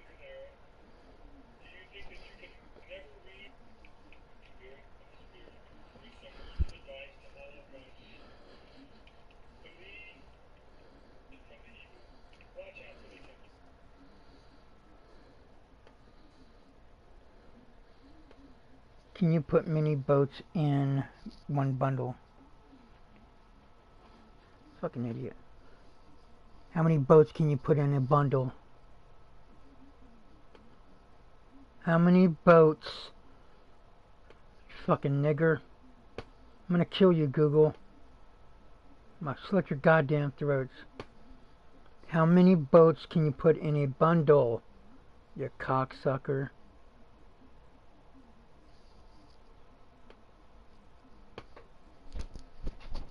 How many boats can you put in a bundle? Fucking faggot. Okay, so wouldn't be in the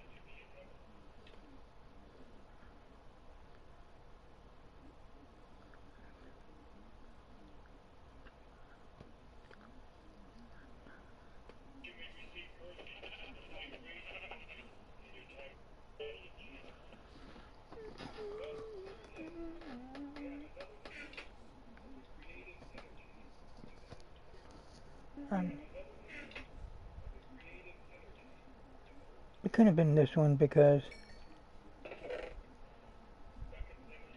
I gotta make some more pumpkins, so I'm gonna make pumpkin seeds.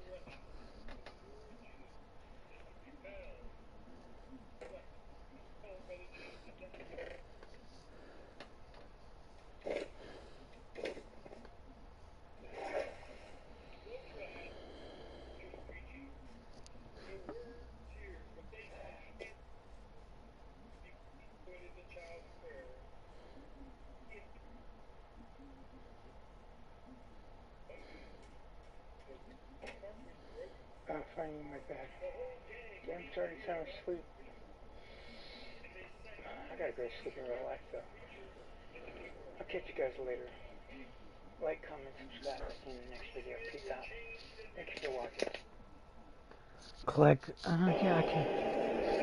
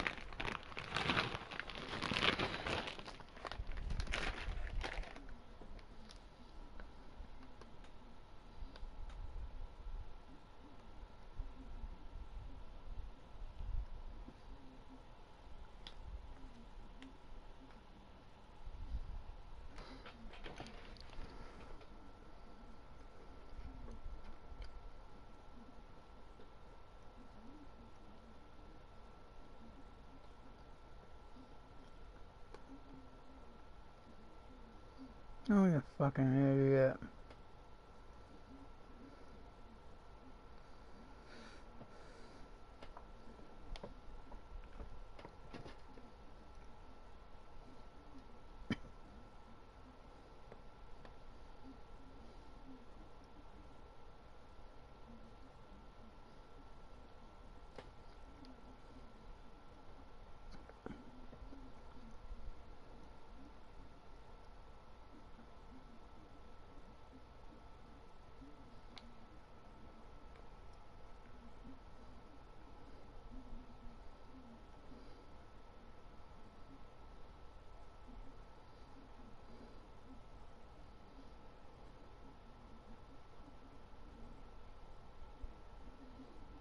Vast inland sea stretching 1,000 kilometers across the outback. Australia nearly spent $200 billion to create its own Mediterranean Sea in the middle of the desert, a project that would have changed the climate of an entire continent.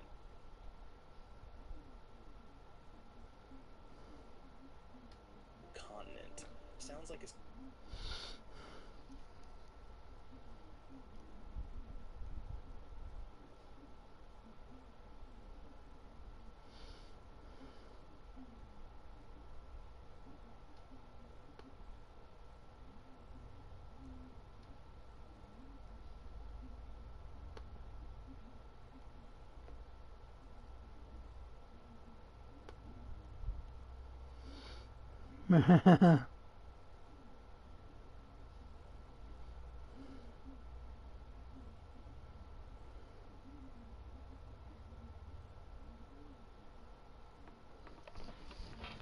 Oh well.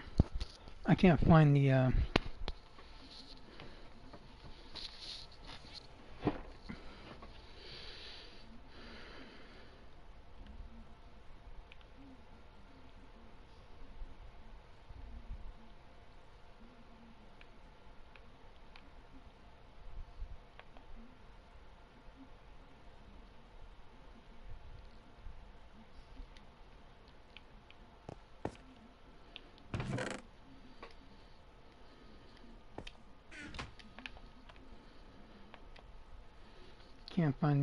what do you call it? Oh, this one up here.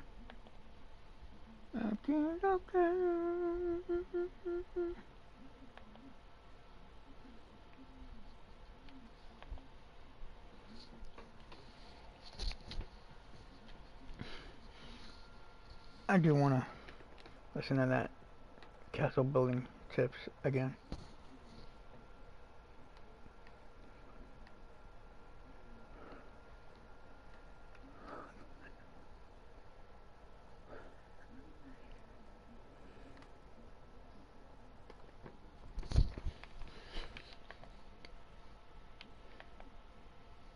Today I'm going to show you how to plan and build your own castles in Minecraft.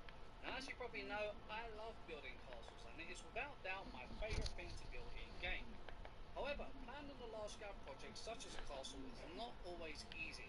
So this video is going to guide you through my planning and thought process when it comes to taking on such a large-scale project.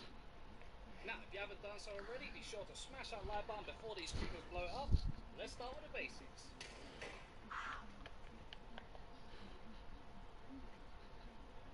One of the most common faults I see when people start building a castle is the lack of inspiration and ideas. Now, it's easy to be eager to get started and jump into the deep end, but it's important to take some basic ideas so that you know what you're going to be building, because there are so many different ways that you can build a castle depending on your goals.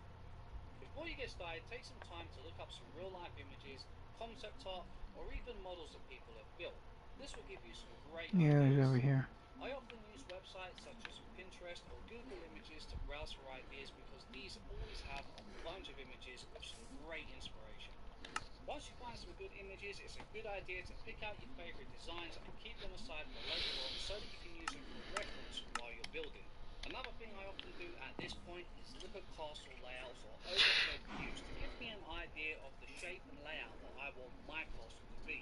This can be incredibly helpful and is very good for your planning stages. At this point, it is important to remember that these are adjust all ideas, and it's important that you get some ideas before you start your building. You know, a castle. Oh, you know what I'm gonna do? I'm gonna take that bread and make a. Many buildings, so be sure to get a bunch of ideas before you jump in and start trying to just randomly build, because it will make the process so much easier.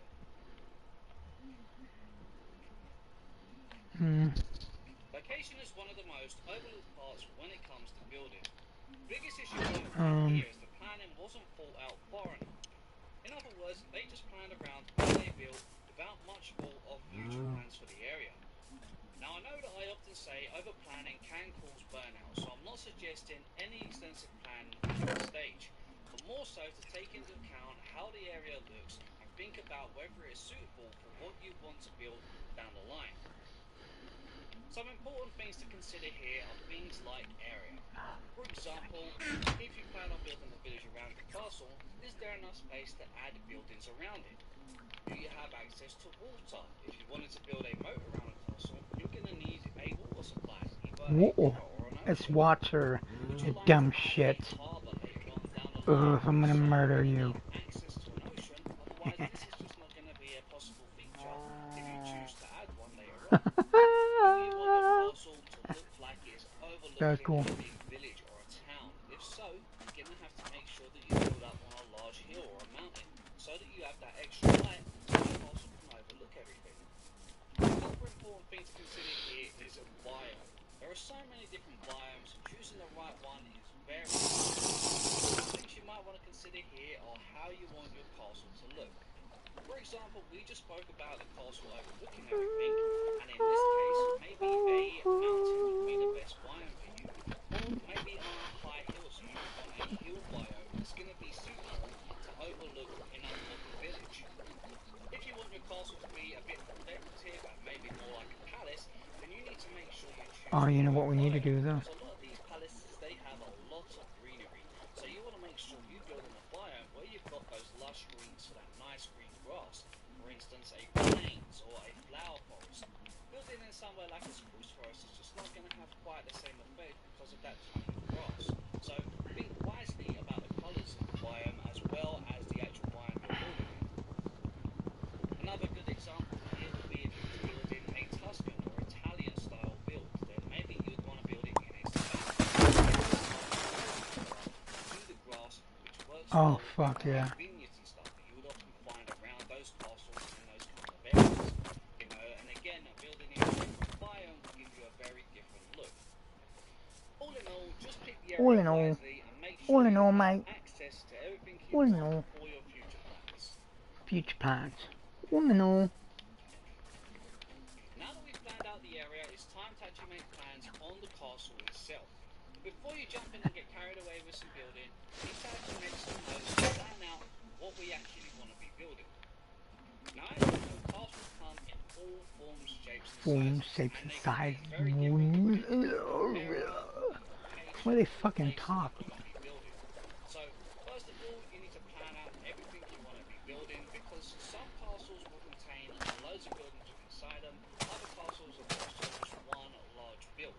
You know, so there's different types of buildings, but each one will contain a bunch of rooms and many different things that they can do. So at this point, one thing I like to do is make a list so that we can check things off as we go along, make sure we don't miss any rooms or buildings, and make sure we know everything we want. Now, castles can contain so many different rooms, but typically I like to include things like a throne room. I think we all know what a throne room is in a castle. A feast hall, kitchens, barracks, armory, king and queen's bedroom, changing quarters or bathroom, courtyard, blacksmith, stables, storage area, gatehouse, servants' quarters, dungeons, prisons. I think you guys get the point here, but there are just so many different options for adding rooms to your castle. Now, if you are struggling with ideas for rooms, then go ahead and do a search. And if you started with a medieval, So, I need to find. whatever style castle you're doing, be sure to use that in the search terms. For example, You know what? should find in a medieval castle. Do a search on Google. We and do see need what a. search. You will get a bunch of 88. references with a bunch of ideas. So if you're lacking any ideas, place, do a search, and you'll definitely come across something that you can include inside yours. We can finally start building, but before we get carried away, We'll go back to the. We'll go to the mines. So this is going to give us an idea of the shape, the layout of the entire castle, and give us something to actually work -2. If you just jump in and start So that we might be closer to that one. So. these parts are not going to line up or work well together. So getting a floor plan To in give place, up. first of all, it's going to initially give you the foundations of your building and give you an idea of where parts of the castle can go so that things line up and look properly. So first of all, start with the layout. Now typically the layout can be very different from castle to castle and what your goals are. When I'm building, I like all the parts inside my castle to be touching. So for instance, the gate would be touching the walls, the main castle itself would be touching the walls in the back. We need string. God damn it. So if I added a barracks or an armory or a blacksmith or stables or something like that, these would be either attached to one of the walls, one of the towers, or one of the main buildings, so that it looks like one complete building, rather than opposed to separate buildings. Now, I'm not saying that adding separate buildings is not going to work in a castle. It just depends on how you're looking at it and how you would go about it. But personally, I feel that building for a castle, something that's going to be very grand, looks way better when everything looks like a complete build composed of a bunch of separate buildings. Take into your own thoughts, your own considerations, and think about what you want to build. Make sure that you have a layout before you get started. While you're planning your layout, you also want to consider things like defenses. Now, it does depend whether you want to have a defensive castle or a non-defensive castle, depending on your goals. What? If you are planning to add defenses, you want to make sure you include the amount of space and the space to put them. For example, if you wanted to add an extra gatehouse and have a bit of a base in the castle, you want to make sure that you make space to do so and make that into part of your floor plan. If you're planning on adding like weapons such as trebuchets and ballisters and stuff like that, you want to make sure that you've got a place to put them. For instance, if you're adding a tower, make sure that tower is going to be large enough to support what you're putting there. If you're going to put some away so they look like they've just been put in storage, make sure you add a storage area for them as well. It's just a matter of planning for these kind of things in advance, because if you want to add weapons later on and you haven't got space to do so, it's going to make it very awkward to try and include it if you're lacking on space. Once your layout is all in place, you want to start thinking about your block and colour choices, as these are going to determine the overlook of the castle. And it's important to choose the right blocks that are going to suit the area that you plan to build. A few questions to consider here are things like your castle theme. Is it going to be old, such as a medieval castle? If so, then maybe something like stone is going to be the best options here, as that's what they would have traditionally been made of. Maybe you want to go with something fantasy, in which case the sky is the limit, because the colour choices if you're building fantasy are endless, because there are so many possibilities for what you want to build. It just depends on your liking. So be sure to play around with the block choices in that case and find something that you are happy with. What about if you're making a desert themed build? Because 280. a desert themed build can be very boring. It can often be just plain, not very much colour. So one thing I like to do when it comes to something like a desert 792. is to try and find ways to incorporate other colours. This can be simple as adding in some little roofs with a bit of spruce, maybe use some campfires to make some little shelters, and then maybe somewhere to add some bit of 792. get a bit of green in there, you know, add a few little bushes and stuff here and there, because those Bushes. colour changes and tones are going to make such a difference to the build. So, you know, really think about the block choices you want to be using and try and find ways to include more colours to make the build look a little bit more decorative and add a little bit more life to it. If you're building in a savannah or maybe doing something Italian or Tuscan, then bricks and terracotta are definitely going to be your friend. Fucking idiots. Get this shit the fuck out of here. God But again, damn just you. like with the desert builds, don't overdo too much of a single colour. Be sure to try and find other ways to break it up and get a bit of colour in there. Even if it just means adding some plant life and some leaves and bushes, just to kind of make a little break in between and just make it not feel too much of the same colour. There are literally so many colour options here for what you can build, so it's a good idea to maybe make up a few different block palettes, have a little think about it, and make sure that you choose a colour palette that you're going to be happy with, because if If you're not happy with it and you want to change it later on, it's going to be a very big job to do, and it's going to take up a lot of time. So it's always worthwhile playing around with the palettes to make sure that you make the right choice in the first place.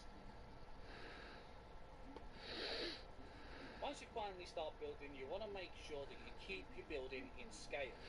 Now by this I mean that things such as your walls, your towers and your buildings should have variance, but they should all blend in height. So for instance, if you had a very small wall on a massive castle, it's going to look a little bit strange. You know, if you have a very small castle on really high walls, it's going to look very strange. So you want to make sure that things are kept in proportion. No, you What I motherfucker. would typically do is I would have my main structure, and then once I've got the main height of the actual building, I tend to come down about 2/3 of the way, roughly for my wall height. Then when you have your gate and everything else in place, you want to make sure your towers go somewhere above your roof height, but not too far. You want it to still look like a smooth transition between the heights. Having one random very tall tower is going to overpower everything and kind of draw the focus to that one point. So you want to make sure that you keep things without overdoing it. So if you have one large tower, be sure to add some nearby towers. Oh, that's not going to work at all. Or 3/4 of the way to even out the transition, so that it doesn't draw one sore point to look at and make the castle kind of look a little bit out of place. Now I just want to make a few little points here about 287.92. detailing, because detailing is often overlooked, and when you look at real life castle buildings, you'll see that most of the walls are relatively flat and not really overly detailed. That's not going to work for me. I got to go here and see if they're...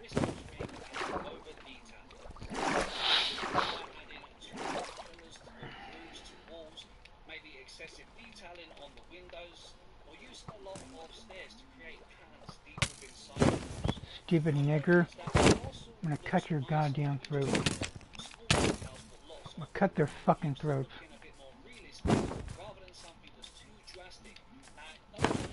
Stupid cunt. We want it to look nice while we're walking around it, rather than opposed to just seeing it from a distance. The shape and adding some details, keep it fairly plain at first, and then slowly but surely add those small details, because those little details, when you start adding a lot of them, finding too many big and drastic details to the build that are going to really draw your point to certain parts of the building, but up close it just looks like it's just too jumbled to really make sense. And as always, don't forget the power of greenery and flowers. No, you fucking nigger. I'm gonna slit your fucking throat, Mojang. Goddamn nigger.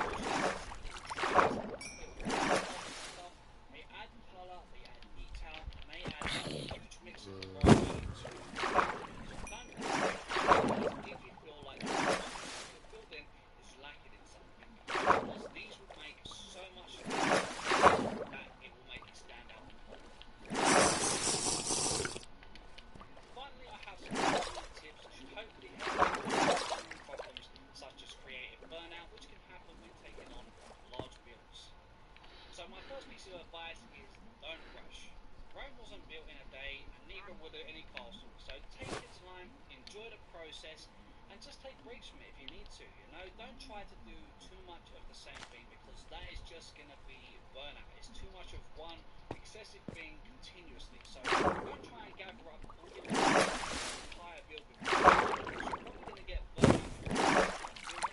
Instead, gather some materials in bulk. Get a bulk of materials, gather them up, and then start building. Run out of materials, go back and do a bit of gathering, come back and do some more building. Do it in kind of steps, so that you're not constantly doing the same thing. You're kind of breaking it that way between gathering and building, and it just breaks things up and allows you to stay more motivated for building. Another thing that can often cause burnout is working on the one same large build for a long time. It can become hard work. It can be so easy to burn out. So having some You know what, you fucking niggers. You're not doing this shit to me, cocksucking niggers. Hold on, guys. God damn you, motherfuckers. in between doing the castles, when you God damn y'all.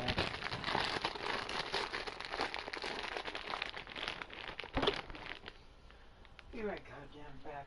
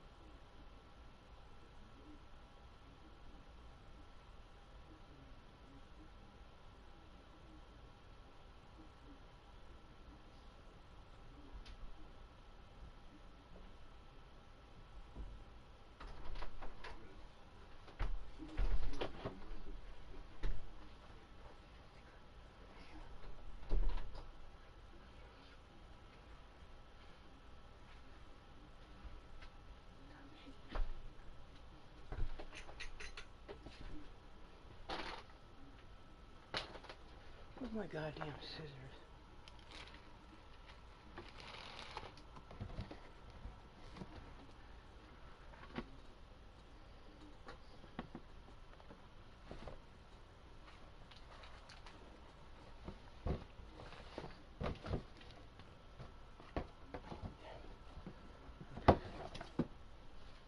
Oh, nice.